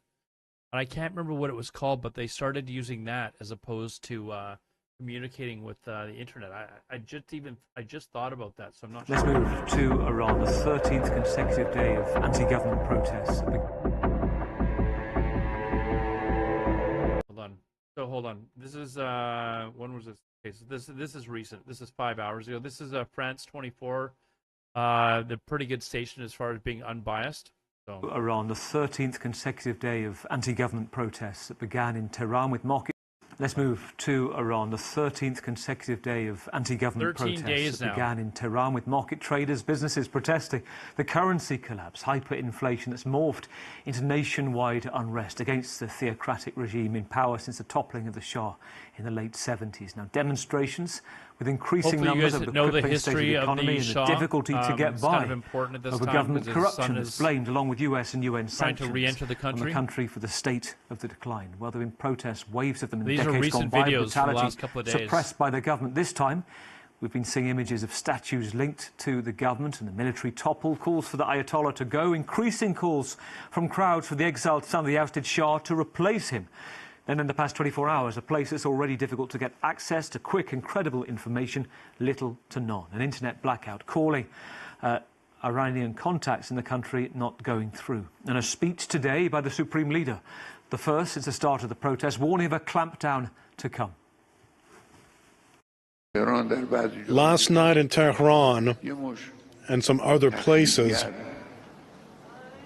a bunch of vandals showed up and destroyed buildings belonging to their own country just to please the U.S. president. Well, President Trump, just before his actions of his military in Venezuela, had threatened to intervene against the Iranian leadership if, he said on Truth Social, they brutally suppressed protesters. He's been speaking today to Fox News about reports, according to some newspapers, quoting British and American intelligence, the Ayatollah Ali Khamenei could be considering fleeing the country. This is what he said. That would be insane if he actually... The Ayatollah Ali Khamenei has a plan B to go to Russia. Or someplace, yeah. He's looking to go someplace. Do you believe that Iran, you think the country is on the verge of collapsing? Well, it could be. I mean, what they've done is in the past, they've started shooting the hell out of people, and all of a sudden people without any weapons whatsoever are standing there and you have machine guns gunning them down, or they take them to prisons and then hang them and kill them. So they played rough, and I said, if they do that, we're going to hit them very hard. So if there is mass murder by the Iranian Ayatollahs and those leadership, you're pledging to the people of Iran that you will come to their aid. I've said it very loud and very clear. Yeah, that's what we're going to do. Let's move to Switzerland. Let's bring in Ali Weiss, a prominent Iranian-American expert on the... So yeah, for those of you that aren't familiar with the Crown Prince Reza Pahlavi, he's been encouraging Iranians to rise up. This is, of course, the son of the former Shah of Iran before the whole Iranian revolution that occurred years ago. And they, of course, had to flee the country when the new was the Ayatollah came into power and took over control of the country. He's made it clear, or so he says, that he does not want to become the leader of the country. He wants to help the country transition their power into elections, a fair election for the Iranian people to decide their future. He says he just wants to help him with that. He doesn't want to be considered as the leader himself. So let's continue with the video. Country Director of the Iran Programme, Senior Advisor of the International Crisis Group, an independent think tank focusing on conflict prevention and resolution. Welcome back to France 24. It is great to have you on the programme, Ali. I want to bring this to you in the past couple of minutes. This is from the exiled son of Iran's late Shah. This is Reza Pahlavi on social media saying this, an appeal to President Trump. Mr. President, this is an urgent, immediate call for your attention, your support and your action. Please be prepared to intervene to help the people of Iran. Let me ask what you make of that, and also when you see and hear chants using the exiled son of... I'm kind of curious, how much, or if any, America would be willing to actually even do anything. I know Iran's been a thorn in their side for a while, but a lot of Americans just are not wanting the government to interfere in other countries or send troops anywhere. So of the Shah's name, how widespread is that? Well, the simple answer is that no one really knows. For sure, the former Crown Prince is doing better in the opinion of many in Iran. He's seen as a potential redeemer of the country who could rescue it from this very disastrous situation that the country is in, as his grandfather did in the 1920s. You know, and the odds of his support have increased, maybe from 5% to 10%, or from 10% to 40%. No one knows for sure, but I don't think he's yet seen as a consensus leader, as a unifier, as someone. He said that he doesn't want the to position lead the that country. Ayatollah Khomeini was in the run-up to the so 1979 revolution.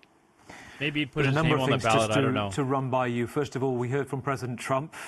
It's without evidence, saying that he believes there's a contingency plan, a plan B, that Ayatollah Khamenei is looking to flee, possibly to Moscow. It appears to have been sourced to British, American intelligence sources.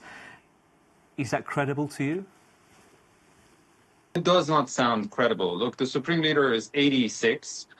He's a man who was imprisoned in the run-up to the revolution, was sent into exile, then after the revolution was the subject of assassination attempt.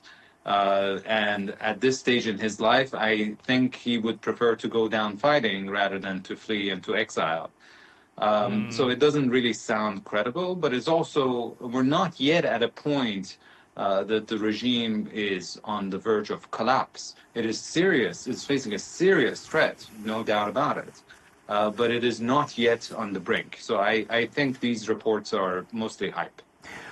When you look at the past week and the information coming in, suddenly starting to seize up in the midst of this internet blackout, is that an ominous sign now, Ali, to you?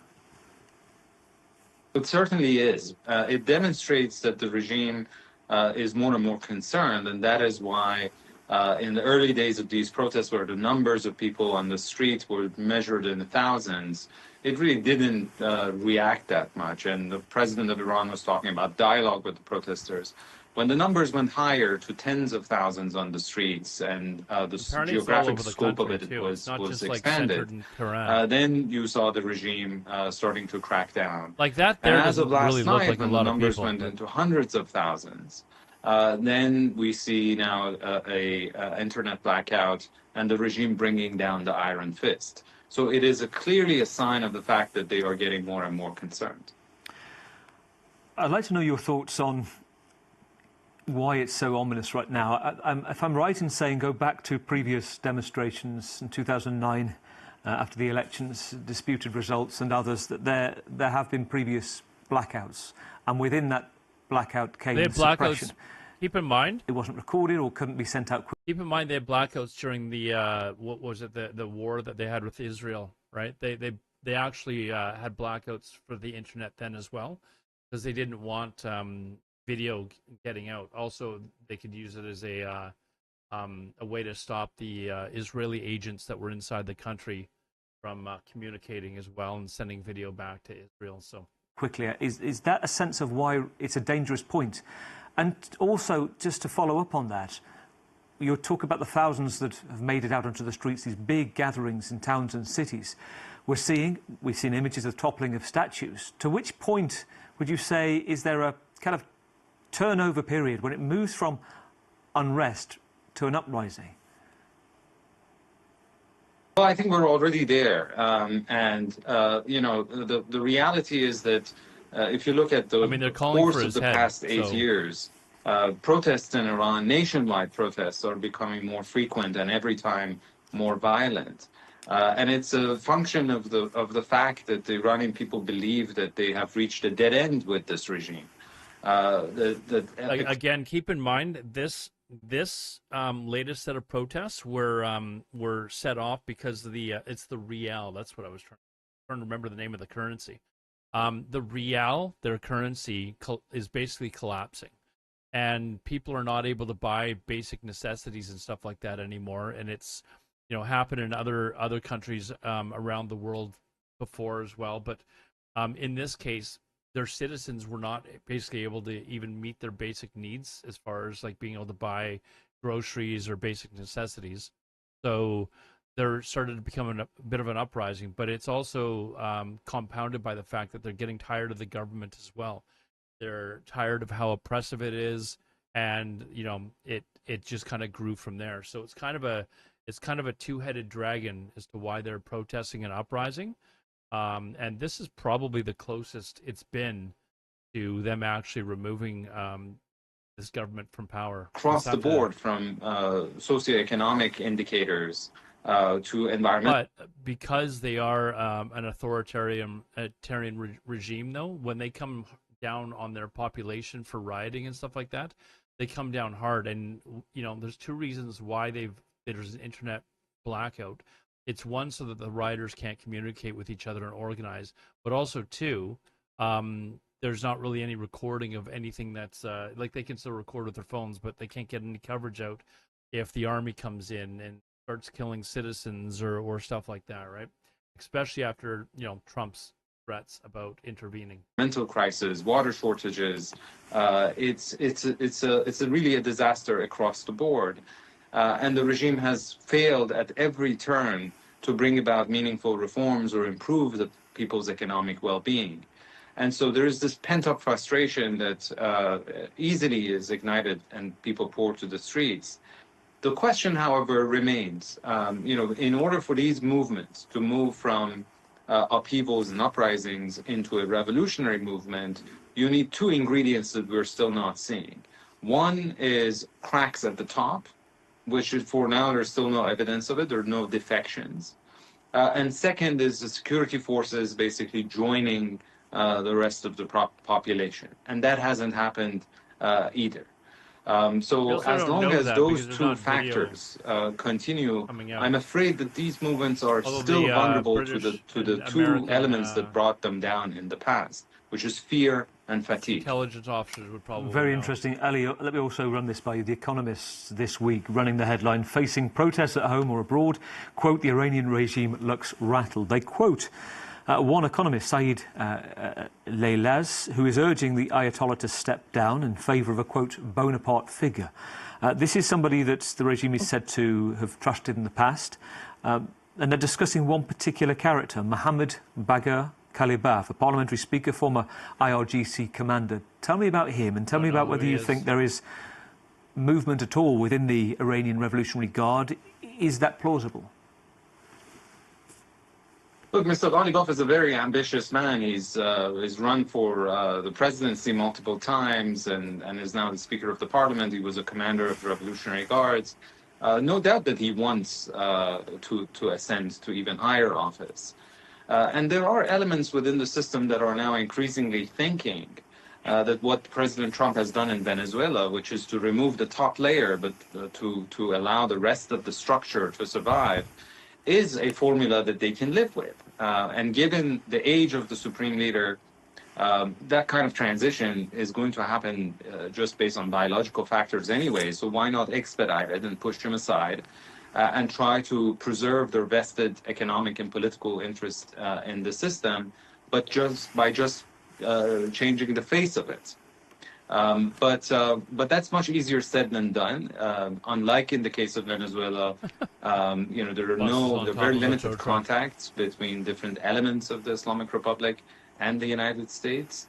And there are people on the streets protesting against this regime in a way that we didn't see in Venezuela, even after Maduro's removal. So it's a tall order to imagine that could happen. Now, you and I think, would be fools to try to guess what President Trump might do when we listen to Marco Rubio saying that, if you didn't know, now you know. F around, find out, said Pete Hegseth. Yet he said many things that he hasn't carried up on, just as he did with Venezuela and did follow up on it. But if you're looking at this situation now, is it too early for you to work out where this is heading? Do you have a sense of what could come next? It is really impossible to predict because, as you said, President Trump has demonstrated that he's unpredictable. If he wants to intervene, as he has pledged to do now 3 times, in case of rising fatalities in Iran, his options are more limited than was the case in Venezuela. Because what President Trump likes to do is high impact, low cost. And in the case of Iran, we saw that even when Iran was in the midst of a major war with Israel, he opted for a very limited military intervention. The U.S. only bombed Iran for 45 minutes. And so if he is to intervene, especially in the Middle East, where the U.S. public and his base have lots of bad memories of mission creep, it will be a difficult thing to do for a regime that is now not just paranoid, but prepared also for scenarios similar to what Israel did to Nasrallah, political decapitation in Lebanon, or Maduro's kidnapping in Venezuela. Final thought, just to round up where we started, actually, on Reza Pahlavi, his quote. He'd already called for people to come out onto the streets this week. Now he's calling for President Trump to intervene. Can you set out, to those watching, trying to understand who the rallying figures are, and this is somebody many demonstrators appear to be rallying around, why his name isn't black and white, and why isn't there a unified position on him? There are critics, I think, of Mr. Pahlavi saying he's simply too close to Israel. But that could also work in his advantage. What's your take? Well, they also probably have a look. Again, it's hard memory to of come up with a very accurate answer to that question, because we don't have reliable surveys of what the Iranian people think about these things. I'm sure there are some people who see an advantage in the fact that Mr. Pahlavi is supported by Israel, which sees no limit in pursuing its goals in the region these days, and wants to get rid of the Iranian regime. Is less risk averse than the United States. But there are also some people who remember the high civilian death toll during Israel's 12-day conflict with Iran and blame Mr. Pahlavi for siding with the aggressor. So there are really mixed views about him, about the history of his family. Remember that there was a popular revolution 46 years ago that toppled his father. But there are also, again, some nostalgia about the monarchy and about his grandfather who rescued Iran from a very similar dilemma that it faced about 100 years ago. So it's really a mixed image, and hard to say whether he would be able to come up on the top. But even if he does, in terms of being opposition abroad, he still needs a network inside the country. The reason Khomeini succeeded in the 1970s was that in addition to it being a charismatic leader and being very smart about what he was doing, he also had a network of mosques and charitable organizations in Iran who were doing his bidding on the ground. And that seems to be lacking for the opposition abroad. Really good to talk to you, as always, Ali. Thank you for your time. All right, let's one other here. One here. This one was today. Iran's Supreme Leader Ayatollah Ali Khamenei says that the Islamic Republic will not back down in the face of saboteurs in an address to his supporters. In a televised address, he committed to cracking down on what he calls troublemakers and harmful people. He also said that President Trump's hands are stained with the blood of 1,000 Iranians, referring to the 12-day war with Israel. Well, this morning there were gatherings in an undisclosed location in Iran in support of the government and the Ayatollah's regime. It comes as large crowds of protesters have been marching through the Iranian capital Tehran in what's been described as some of the largest demonstrations against the ruling regime for more than 15 years. What began as anger over a deepening economic crisis in the country has now also turned into calls for the overthrow of Iran's supreme leader. Caroline Hawley reports. In towns and cities across Iran, protesters have taken over the streets, tens of thousands of them in extraordinary scenes posted on social media. I don't know about you guys, but when I was a kid, I used to picture like Iran as being like this extremely hot desert, like at all times of the year. So when I actually started to realize that it's not always hot there, like when I'd see like Iranians in like winter jackets, I was like, okay, what? Why are they in winter jackets? It's so hot there. There's been unrest in Iran, sparked by an economic crisis. 10 or something. But what's happening now, the numbers involved, is on an altogether different scale. Here in Mashhad, Iran's holiest city, they're trying to destroy CCTV cameras used by the Iranian regime for surveillance. Wow, there's a lot of people, man. There's a lot of people. And the chants are calling for an end to the Islamic Republic. Many are also calling for the restoration of the monarchy, which was overthrown back in 1979. Imagine that. They overthrew the monarchy because of how poor the conditions were for them. And now some of them are calling for this Reza guy to come back and take over power again. Although he, like I said, he's made it clear that he wants a transition of power and for the Iranians to elect a new leader. Capital Tehran, huge crowds, apparently galvanized by calls from Reza Pahlavi, son of the late Shah. These are the largest protests there have been since millions turned out to object to elections in 2009 that they saw as rigged. One young woman who'd been out on the streets tonight told me the size of the demonstration was unbelievable. And then, scared, she asked me to delete our online conversation. Yeah, for sure. Human rights groups have accused the security forces of using excessive force as the protests spread nationwide, with more and more people from all walks of life getting involved. It points to the widespread nature of anger, frustration, and grievances across Iran. That's something you got to worry about in countries like that, right? Like if you get like recorded being somewhere that they don't like the fact that you're there, they just come by and arrest you, right? So it's in society. I think the protest, like when we protest over here in North America, like I've walked through protests. I can't say that I've done a lot of protesting in my life, but I live near where they do when they hold protests, if it's for Palestine or whatever. I live near basically where those take place here in Vancouver. So I see them all the time if I'm driving by or if I'm walking past there or something. But we don't have to worry about, somebody recording us and then coming to our house later and arresting us for protesting. So it's not, you're just going there to voice your opinion, to show support, what have you. These people are actually going to these locations knowing that they could be in deep trouble, down the road. So it's very kind of courageous for them to actually be out, possibly getting recorded.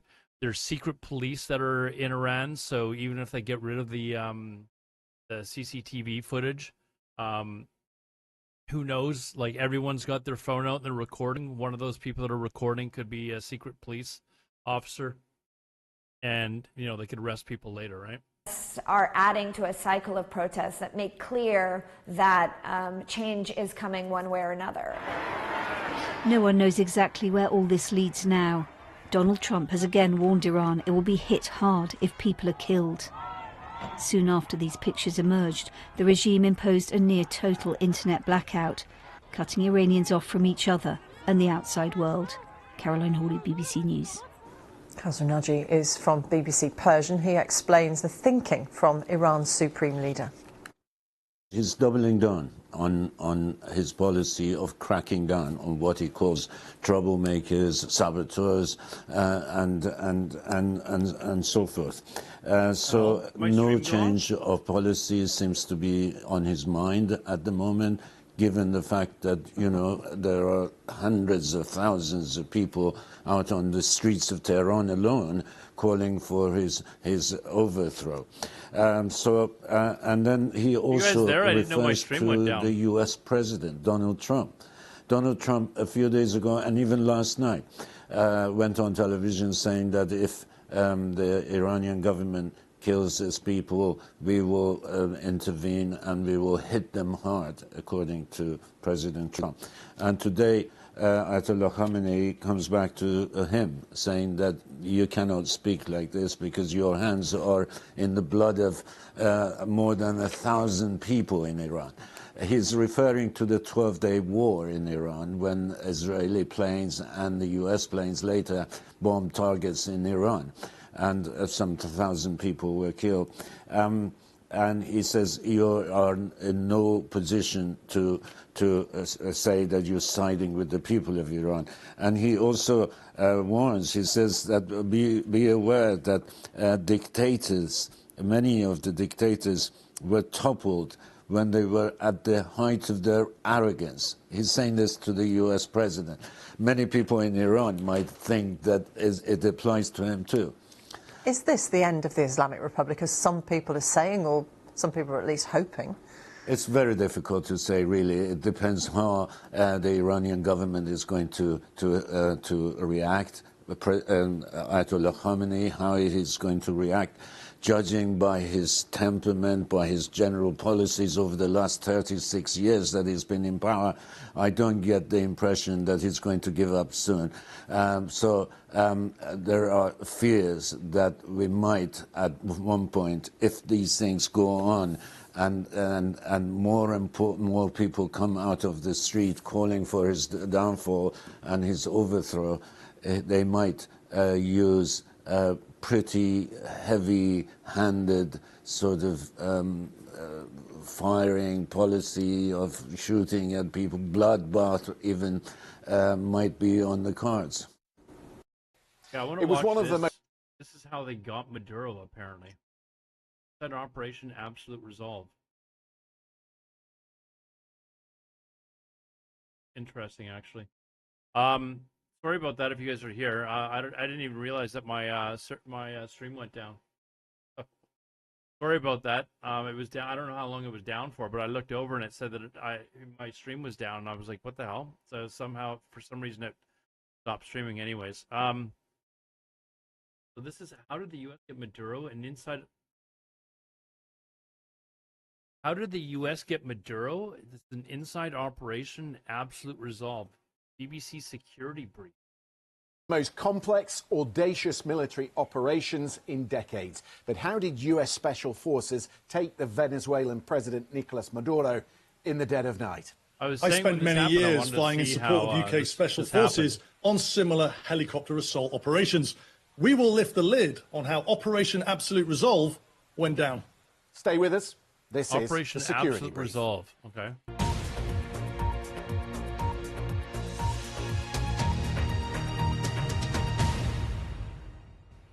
Well, Mikey has been out of the country this week, but he's been doing an awful lot of work breaking down this operation. And there's an awful lot to it, Mikey. So where do you want to begin? Christian, hi. Yeah, well, for me, there are three key elements. I'm going to call them phases, if you like. Phase one was the massive collation of intelligence. Phase two was all about suppression of enemy air defense, called SEAD. And then phase three was the helicopter force assault on Maduro's compound. OK, well, let's start with the intelligence. Where does that come from? Yeah, correct. Intelligence is absolutely critical to any kind of these type of operations. Called the Night Stalkers. The Night Stalkers are the 160th SAW Special Operations Aviation Regiment. And it all starts with the collation of intelligence. And intelligence comes, for me, in three key forms. Let's take the first, which is human intelligence or HUMINT. And that's basically informants or assets. And we do know from the open source reporting that there was a CIA plant within the Venezuelan government. Yeah, the CIA started collating this human intelligence, this HUMINT, back in August 2025, using a source inside the Venezuelan government that they managed to persuade or turn. And that source basically would have been giving pattern of life. This is going to come up a lot, Christian, when we're talking about intelligence. So understanding what Maduro's behaviors were, what his movements were, what the trends were and what his locations were, and even, according to some reporting, what he ate. And presumably what his communications were, who he was talking to. Absolutely. That part is called signals intelligence. It forms part of what's called the ELINT spectrum, electronic intelligence. Signals intelligence is basically listening into communications, triangulating through telephone calls where Maduro was, but also who he's talking to, who within his inner team is he talking to, who are the important people that form that, what we call a spider network of intelligence, and as important, what they were talking about. How do you go about that? What sort of equipment would they be using? I mean, the critical capabilities, as a term that we use in the military, would be the RQ-170 Sentinel stealth drone. I think we've got some video footage here. It's important to say that you don't see these aircraft very often. This is very rare and unique footage, and I've looked at it quite a few times, and it basically appears to be an RQ-170 Sentinel drone returning back to Roosevelt Roads Air Base in Puerto Rico in the morning, likely sitting up over Caracas all night, sucking up that signals intelligence. And it's not just about signals intelligence. This aircraft or this drone is likely what's called dual sensored. So it's got the ELINT side, the sensor that can listen into signals intelligence, but it's also highly likely got something called imagery intelligence capability, which is effectively electro-optical cameras that can look in daylight and also thermal imagery. Let's just take a look at an artist's impression of the RQ-170 because there isn't a lot of footage out there. This is an artist's impression. I think what's really key about this is it's called a dual sensor platform. It just I looks don't like know a it's a dual plane. sensor platform, but when I was operating inside Iraq, the Predators had dual sensors on it, so it would surprise me if the RQ-170 didn't have dual sensor. So it's got the ability to have the signals intelligence piece, so listening to those communications that we spoke about, but it'll also have other sensors on it that allow the ability to look. So you're talking about electro-optical cameras that can zoom in by day, and then thermal cameras that can track activity at night. Okay, so that's the intelligence picture. You've got his movements that have been tracked over several months, which will be passed on to the special ops team that have to carry out this operation. But that brings us to the next part of this, and that is getting in. Phase 2. The main obstacle faced by U.S. forces in terms of what is the biggest threat to their air assets, whether that's drones or aircraft coming off the carrier, is called the S-300 missile system. Let's just take a look at a mock-up, a graphic, 3D graphic of that. On any of those channels. The U.S. went about taking these out so they could get or reduce the risk of putting elite forces in. Now, this S-300 missile system, it's made by Russia, and it's got an incredibly powerful radar to identify a flying target at considerable range. So it's a critical capability that the US would be going after. And what do you know, Mikey, about how they were hitting or targeting these missiles? Right. So, we spoke about a month ago, we spoke about the buildup of military capability, the USS Gerald Ford aircraft carrier, the largest aircraft carrier in the world. That carries an aircraft called the F-18 Hornet, and the specific version that would be tracking these missiles is called the Growler. Now, the Growler has two capabilities. It's got a jamming capability, we can see here on the screen. It's got a jamming capability on it, which allows it to interfere with the S-300 radar system, giving the radar erroneous sort of target tracks. But the other key bit is it carries on its pylons a missile called the AGM-88 HARM missile. That's an anti-radiation missile. And what that does is we spoke about this really powerful radar in the S-300, and you think that's advantage because it allows the range of its targets that it's tracking, identifying, to be quite long. But the disadvantage of that, Christian, is the fact that that radar is super powerful. So as soon as that radar's turned on, all of the displays and the sensors in that F-18 Growler will light up, and it will allow the weapon system operator in the back of that jet, that US jet, to be able to quickly target, identify the S-300, and then get one of those HARM missiles off the rail and down the throat of an S-300 operator. Right, so in a sense, that it turns into a game of cat and mouse.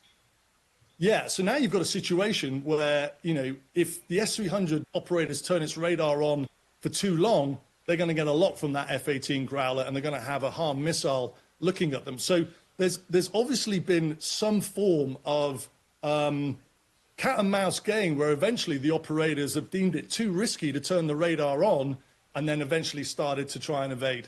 And you know about this personally because you have flown with these HARM missiles. Right. It was a very unique operation that I was a part of in the mid-90s in Bosnia, based in Aviano Air Force Base. And I got invited to fly with the U.S. Marine Corps Moondog Squadron. Now, they were flying what's called an EA-6B Prowler at the time, which was full crewed. The F-18 Growler has taken over from that.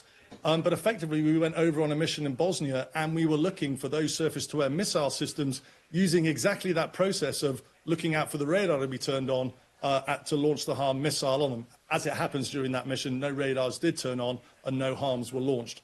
So, again, Christian, about a month ago, one of the really interesting things we spoke about was that tech is above my head. U.S. Special Forces capability buildup off the coast of Venezuela. I think we can take a look just at a couple of pictures here just to give the viewers an idea of what we're talking about. That there is the MV Ocean Trader. That is the mothership of all clandestine operations that the 160th, the Night Stalkers, use. Now, it's not just about... That is the mothership? It looks like it's a broken down like tanker or something. That's the mothership? Helicopter operations off that mothership. It's the use of drones. It's the use of boats. But that effectively is the center of gravity of all force projection that U.S. Special Forces will do, especially in an operation like this. Then we're looking at sort of the helicopter capability. On the right-hand side, you can see what's called an MH-60 Black Hawk. And then the real key piece in all of this was the MH-47G Chinook. They were launched from Ocean Trader, and that sort of special forces capability buildup, that's effectively the critical capability that allowed them to do this. What we can see on screen here, Christian, that's the MH-47G Chinook. This is a supremely capable helicopter. It's based off the original, which is a Chinook, but it's got additional capability on there. So we're looking at terrain following and weather radar. Now, when you're flying at night, I've done this many times on night vision goggles, you're flying low level, so around 200, 250 feet. And we have got image of these helicopters going in, video footage from the night. Those look like different helicopters, though. Those don't look like the same ones. Again, remarkable video footage that we can see. I mean, what I counted there is those helicopters go from right to left across the screen as those strikes were going in. About 9 helicopters, 2 of them I could positively identify as the MH-47G Chinooks.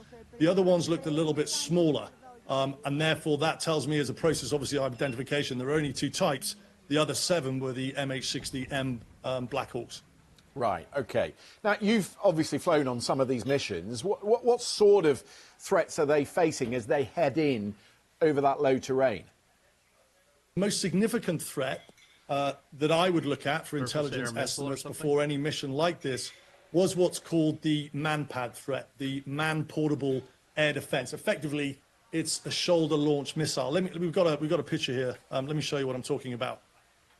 This is the Russian-made SA-24, NATO codenamed the Igla. Now, Venezuela bought 5,000 of these shoulder-launched missile systems in 2022.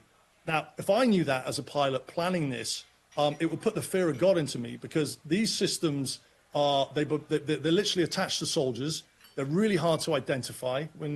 Even if you do identify them, they're really hard to track and take out. And if you've got 5,000 of those in country, that is a considerable risk on threat. I guess at that level, you're, several hundred feet off the ground. You're looking out for power lines as well, right? Right. So, everyone's heads out. Everyone's looking at what the man-pad threat's going to be. We're told there's 5,000 in country.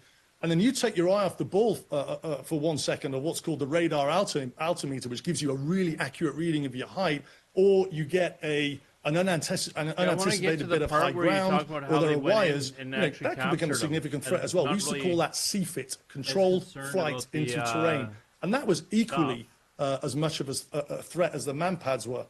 What about the other military targets? Because it wasn't just the compound itself that was the focus. Right. This is really important because it's capable. As we zoom in, we can now start to see what the terrain is around Caracas.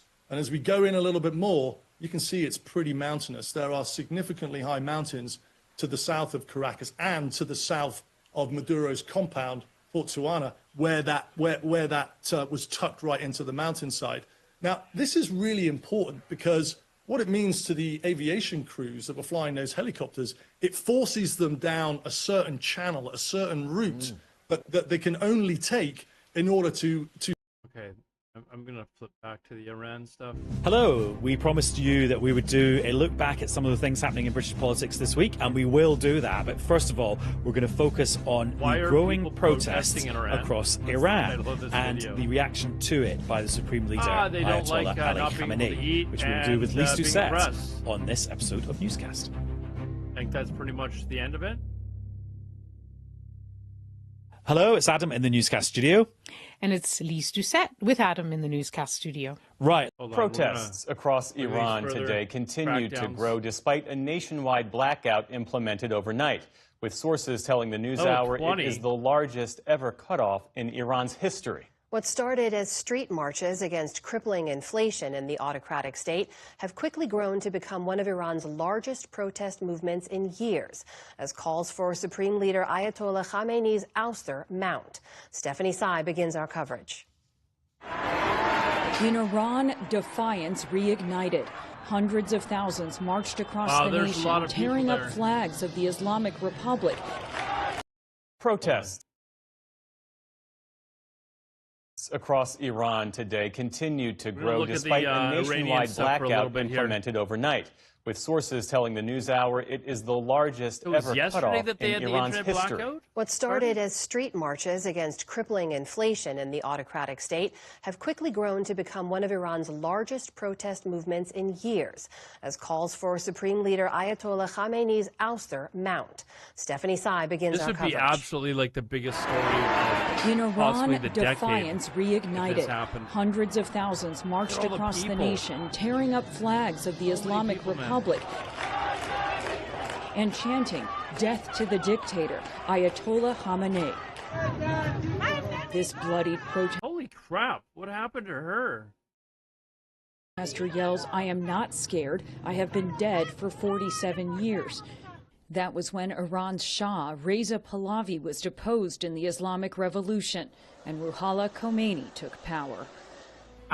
It's the former monarch's son, the exiled crown prince, who has gone on social media to call for nightly protests in recent days and deal the, quote, final blow to the regime. Some Iranians are nostalgic for the past, hanging the pre-revolutionary flag on statues of the ruling clerics and waving it in the streets. The protests began nearly 2 weeks ago amid a failing economy and rising prices, and quickly morphed into mass protests across all 31 provinces, with many protesters calling for an... I wonder why, like, if the U.S. wanted to, like, help out, like, would they not be able to send over Starlink or something like that? Say, hey, Elon, we need some Starlink and free internet for the people to use? Like, would that not significantly help the matter? An end to a government that gives religious leaders ultimate control. Videos from protests around the country were posted on social media. Jesus. Fires, man. Videos from protests around the country were posted on social media.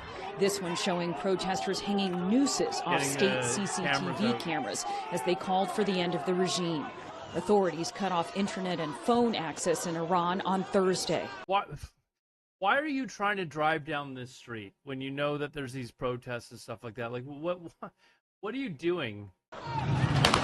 Human rights groups say security forces have killed at least 48 protesters.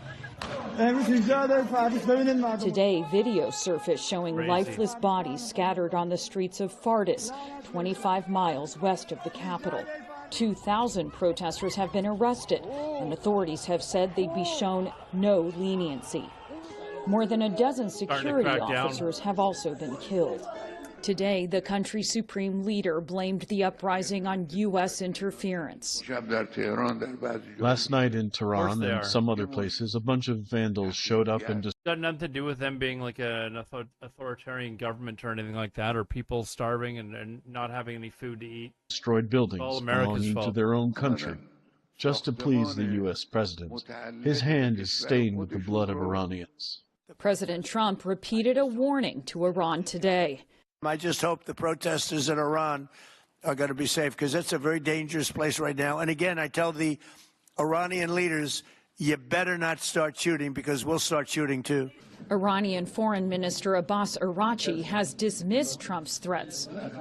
The possibility of military intervention is very unlikely because it has been a failed experiment in the past. Not just one person that controls millions. So Nixon, it's like a body of people that control.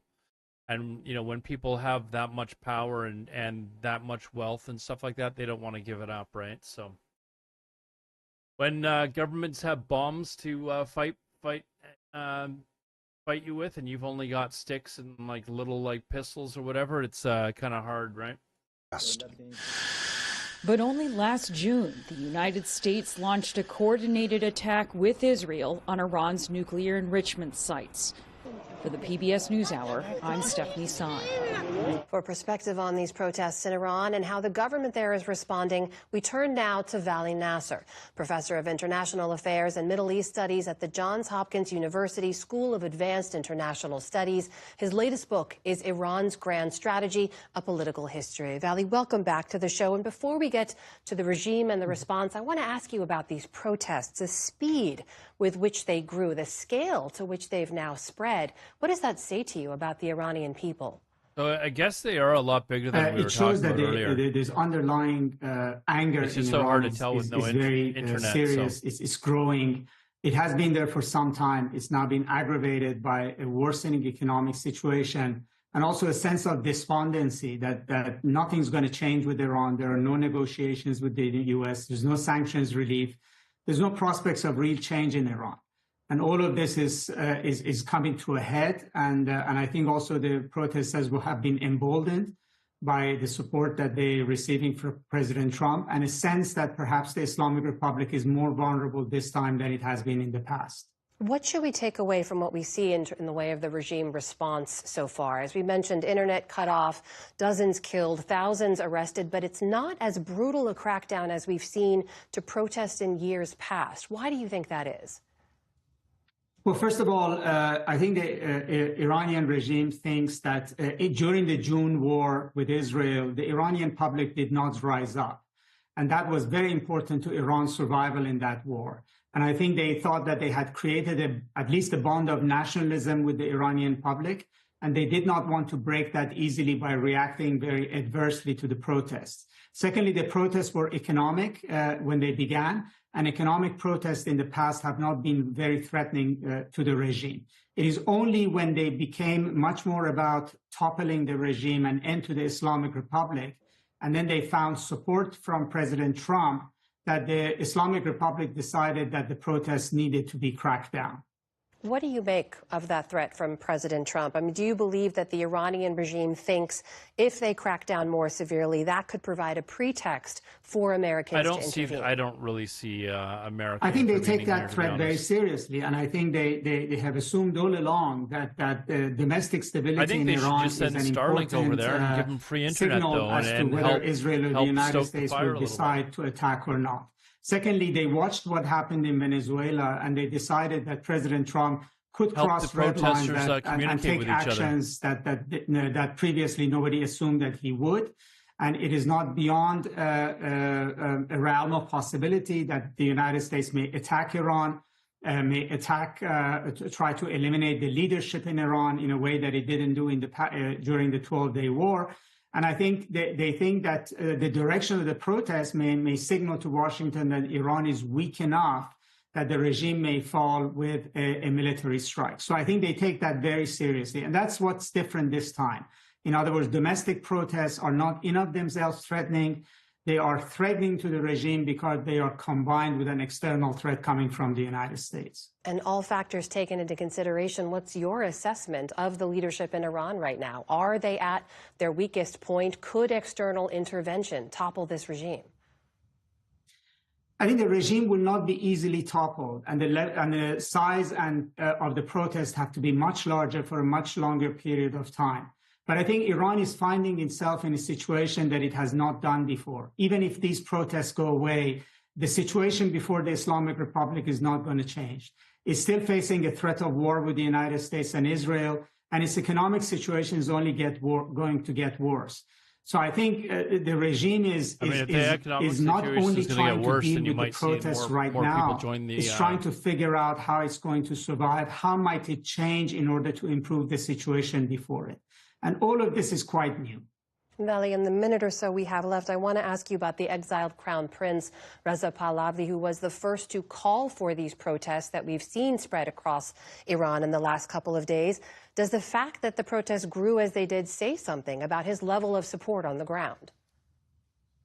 I think it's very important in rallying the public and giving the protesters a purpose, particularly those protesters who want an end to the Islamic Republic. They see in him the promise of something new, something different, and there is nostalgia about the Shah's period. However, he doesn't have a ground game in Iran. In other words, he doesn't have a political organization, political representation, and he hasn't built a coalition that cuts across various social sectors and social groups in order to be able to take these protests beyond just lashing out against the Islamic Republic towards a vision of for the day after. That government fall. So I think it's very important at this point in time. And however, with the internet cutoff, because he doesn't have political organizations inside Iran, it's very difficult to see how he would be able to influence things going forward. Vali Nasser, always good to speak with you. Thank you so much for your time and insights. There's two countries where I've always wondered if because I grew up and I remember the USSR. So when I saw like the USSR crumble, there's not really anything like it.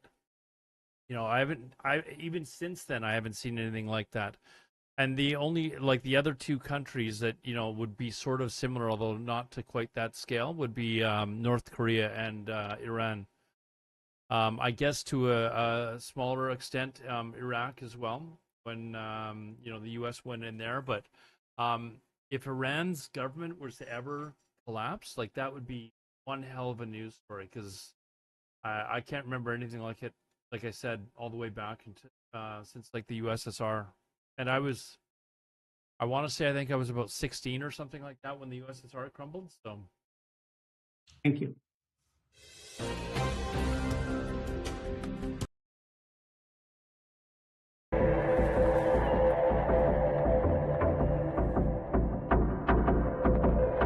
Some more on the protests in Iran. Iran's streets are on edge as mass protests erupt over a collapsing economy and soaring prices across the country. In response, Iranian officials have threatened protesters with the death penalty, signaling a brutal crackdown as And there you go, guys. That is the difference right there between an authoritarian regime and what we have over here. You can get the death penalty for protesting. So imagine the balls you need to have in order to actually be a protester in a country like this compared to what we have over here. They're literally risking their lives to protest. And, that takes a lot of guts. Whereas over here, obviously, if you've got something to say or you want to protest against, something, you should be allowed to do that. But crazy that you can get the death penalty for protesting against these regimes. That is absolutely nuts. Unrest spreads from Tehran to major cities. Supreme Leader Ayatollah Ali Khamenei warned that what he called vandalism and foreign-backed plots will not be tolerated by the state. He accused demonstrators of acting as mercenaries for outside powers, escalating fears that security forces will respond with deadly force. State television showed crowds chanting anti-American slogans as Khamenei dismissed U.S. President Donald Trump as having blood on his hands. Iranian media also labeled protesters as terrorists, a term often used to justify violent crackdowns and mass arrests. When have we heard that? We've even heard Western nations. Hey, thank you very much for the follow. I appreciate that. We've even started to hear Western governments start to call protesters terrorists, right? That's been a recent thing that started in Western countries as well. Arrests. Iran's Judiciary Chief Gholam Hossein Mohseni Ejei vowed that punishment for protesters will be decisive, maximum, and without any legal leniency. Iran's government responded by cutting internet and phone service, isolating the country from the outside world. Despite the blackout, videos emerged showing protesters chanting against the regime and lighting bonfires in city streets. Trump has pledged support for peaceful demonstrators and warned of consequences if Iran kills those in the streets. Iranian authorities claim that foreign agents are behind the unrest, while activists say it is driven by crushing living costs.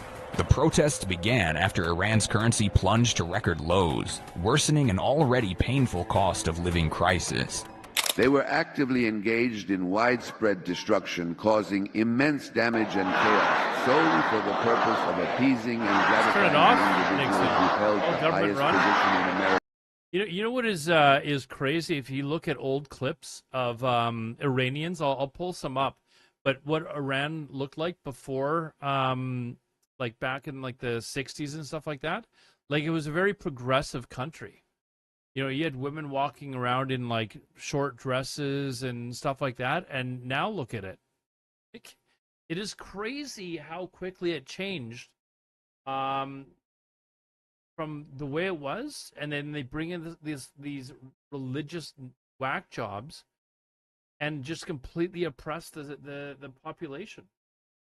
This was because this prominent figure had previously uttered a completely unfounded and utterly irrelevant statement. I mean, imagine if your government basically came by. I don't know how many internet. I mean, we have. I mean, you can get satellite internet and stuff like that here, but imagine you didn't have that. You know, let's say this is like 10 years ago before you could get satellite internet, and the government just said no and told the internet providers, no, turn everything off. That's basically what they've done. Declaring that if the Iranian government were to undertake specific actions or policies, he would personally intervene and provide unwavering support to certain factions or outcomes, thereby inciting these destructive behaviors. They're going to kill their own population if they're these disruptive rioters and genuinely harmful individuals, just because these disruptive rioters and truly harmful people within the country, their fervent hopes are entirely pinned on him. If he is indeed capable, then he should absolutely be allowed to fix his very own country. In his own country, there are so many significant incidents and pressing problems constantly happening, causing widespread concern. Yeah, old dudes that are getting young people killed. Like,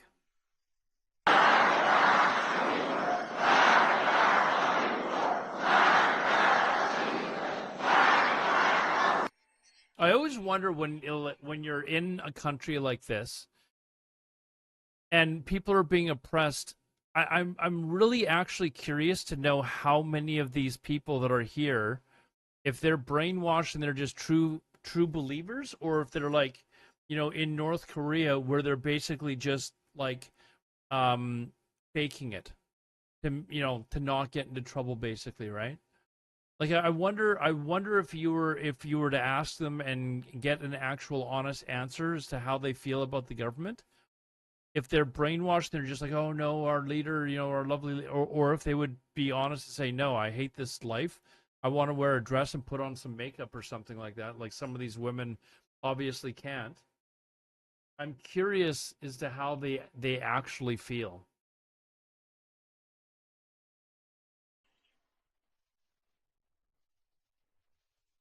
Sound.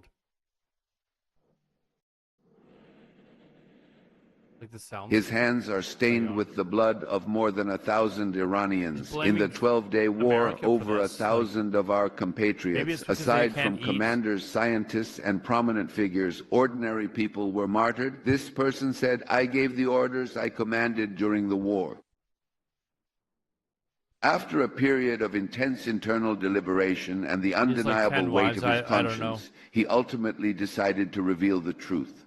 With a sense of profound relief and a quiet yet firm resolve, he confessed himself fully. You can always tell if you live in a dictatorship because there's always a picture of, like, you know, the first dictator everywhere.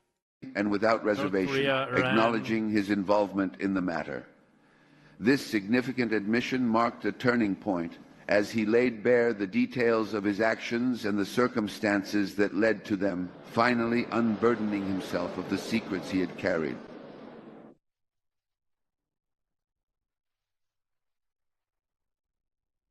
I just, like, I've got to show you guys this. These are pictures of Iran in the 70s, dude. Like, look at this. Isn't that absolutely nuts? This is what Iran was like in the 70s. And the population is extremely well educated. This is This was what it was like, and then they toppled the Shah? You know, women were going to universities and they were able to dress however they wanted. And then suddenly it went from that to but where's the to this? But where are the here we are. It went from this to this.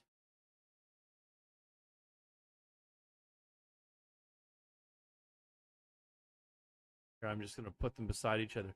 Like I don't know. It's just it's crazy to me when I see that this is what Iran was like in. Why is this? It's crazy to me that this is what Iran was like in the 70s. I was born in the 70s. Like, this does not feel like that long to me. You know, this, if it wasn't for the fact that they look like Persians, this looks like it could be anywhere in North America. Like, they were a very progressive culture back in the day. And they decided to oust the Shah. It doesn't look like life was all that terrible at that time. Able to dress it the way that they wanted. And then suddenly, you know, they oust the Shah. They bring in these religious whack jobs. And now this is what they've got. And I am actually really curious. Like, it would be really interesting to sit down and talk to people that live in Iran to get their actual, like, honest view of how things are, and if they would like to return to this. And how many of them are, like, truly, honestly believing that this is better. Because obviously there's been protests about them having to wear the hijab and stuff like that, right? They had huge protests over this, and these look like they're devout followers to the supreme leader. But when you see other video, like recent video around town, you actually see a lot of women that aren't wearing the hijab anymore, which is crazy in itself at this point. So there's obviously a lot of dissent. So be interesting to see what happens. Anyways. Finally, under the very existence and these are obviously, you know, of the Islamic Republic. The devout followers.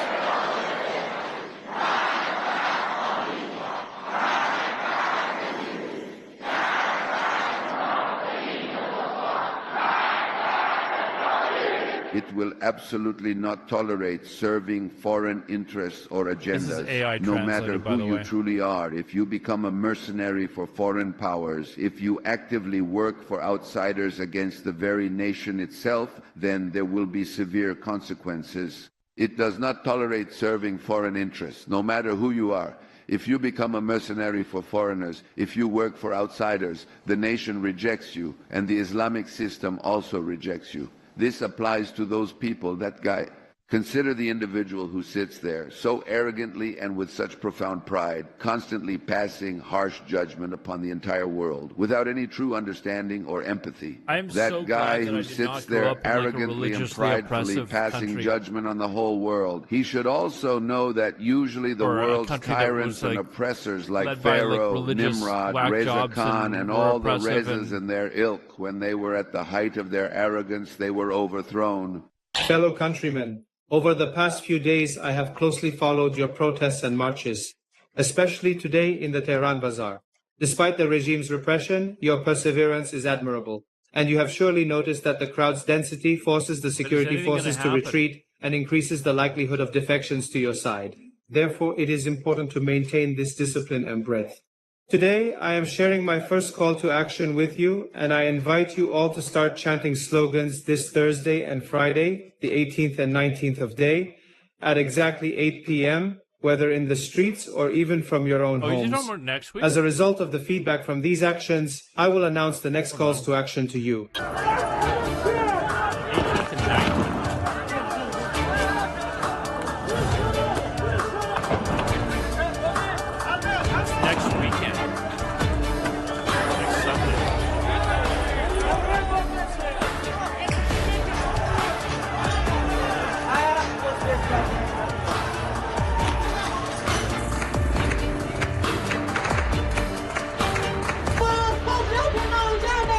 interesting that he's talking in English.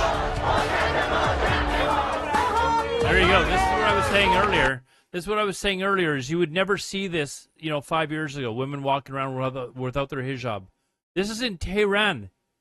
Like, look at all the women without their hijab on. This woman's actually cutting her hair in protest.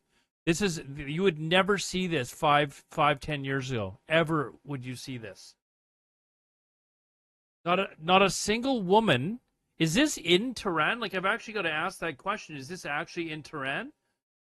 Because you would not ever see this. This is actually pretty incredible.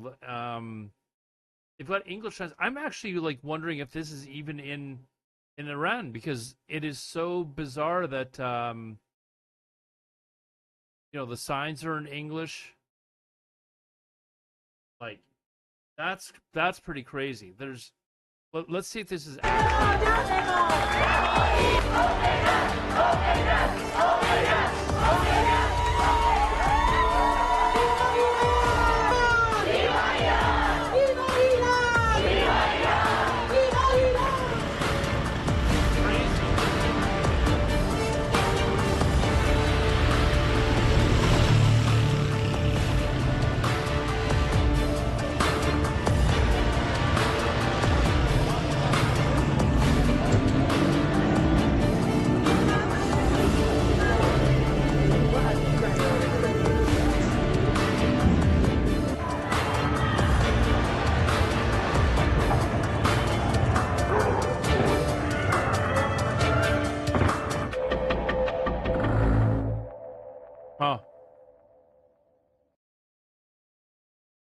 Man, it just blows me away, to be honest. These pictures just...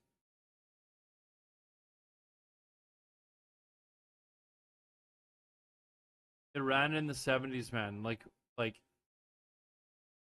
people at the beach wearing like, you would never see this anymore.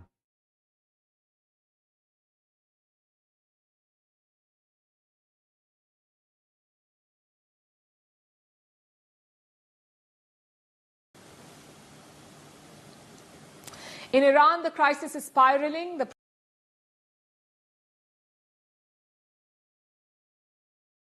Demonstrators in his country calling them vandals and saboteurs. It is his first response to a new wave of deadly protests spreading across the country. CBS News senior foreign correspondent Holly Williams joins us now from London with more on this. Holly, good morning. Always great to see you. Give us the latest on these massive demonstrations sweeping across Iran, hitting their second week now. Good morning, Errol. Well, the demonstrations were originally sparked by Iran's flailing economy, which is being squeezed by sanctions imposed by the US and other countries. But now the protesters are airing much bigger grievances. Last night, they reportedly shouted, "Death to the dictator" and "Death to the Islamic Republic." Those are potentially dangerous words in Iran. Iran's internet was cut off last night, possibly an attempt by the Iranian regime to prevent people from posting videos online for the world to see. More than 40 protesters and security personnel have been killed in the demonstrations so far, according to human rights monitoring groups, though we cannot independently confirm those numbers. Now, Iran's exiled crown prince, Reza Pahlavi, who's actually based in the US, called for protests last night and again this evening. We should point out that mass demonstrations in Iran's Islamic Republic are not new. Back in 2022, you'll remember that protesters shouted the slogan, "Woman, Life, Freedom," after a young Iranian woman died after being arrested by the country's religious police. President Trump has threatened to hit Iran's authorities very hard if protesters are killed. Iran's supreme leader told Trump today to focus on problems in his own country. Errol. All right, Holly Williams in London. Thank you for that. Thanks, Holly. Wow. All right. What else did we want to cover today? I said Iran, Venezuela. We covered the new video. The new video for actually, I want to repost this. Is this the one that we were looking at?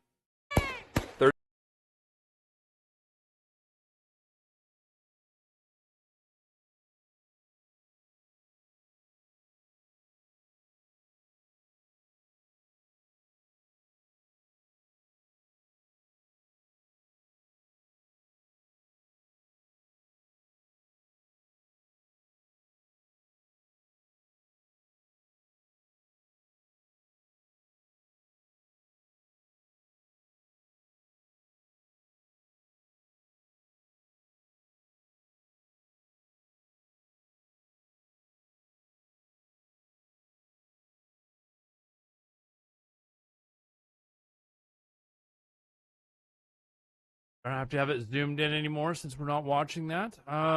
What else did you guys want to cover? Those of you that are still active. For those of you that are just getting here, my stream went down. I didn't realize it went down till, I don't know, after like 15 minutes or something. So I don't know how it went down, but anyways. Is there anything else we need to cover for tonight, or are we pretty much done? We can maybe move on to EVE Online or something like that for a little bit before I head out. I'm trying to stay up for another few hours, so shall we do that?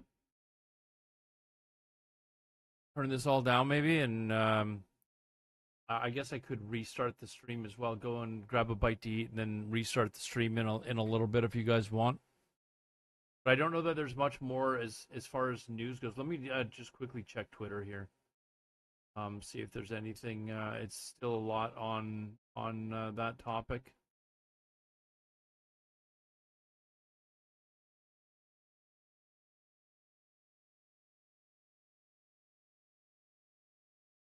But I honestly just generally don't. Come on, man.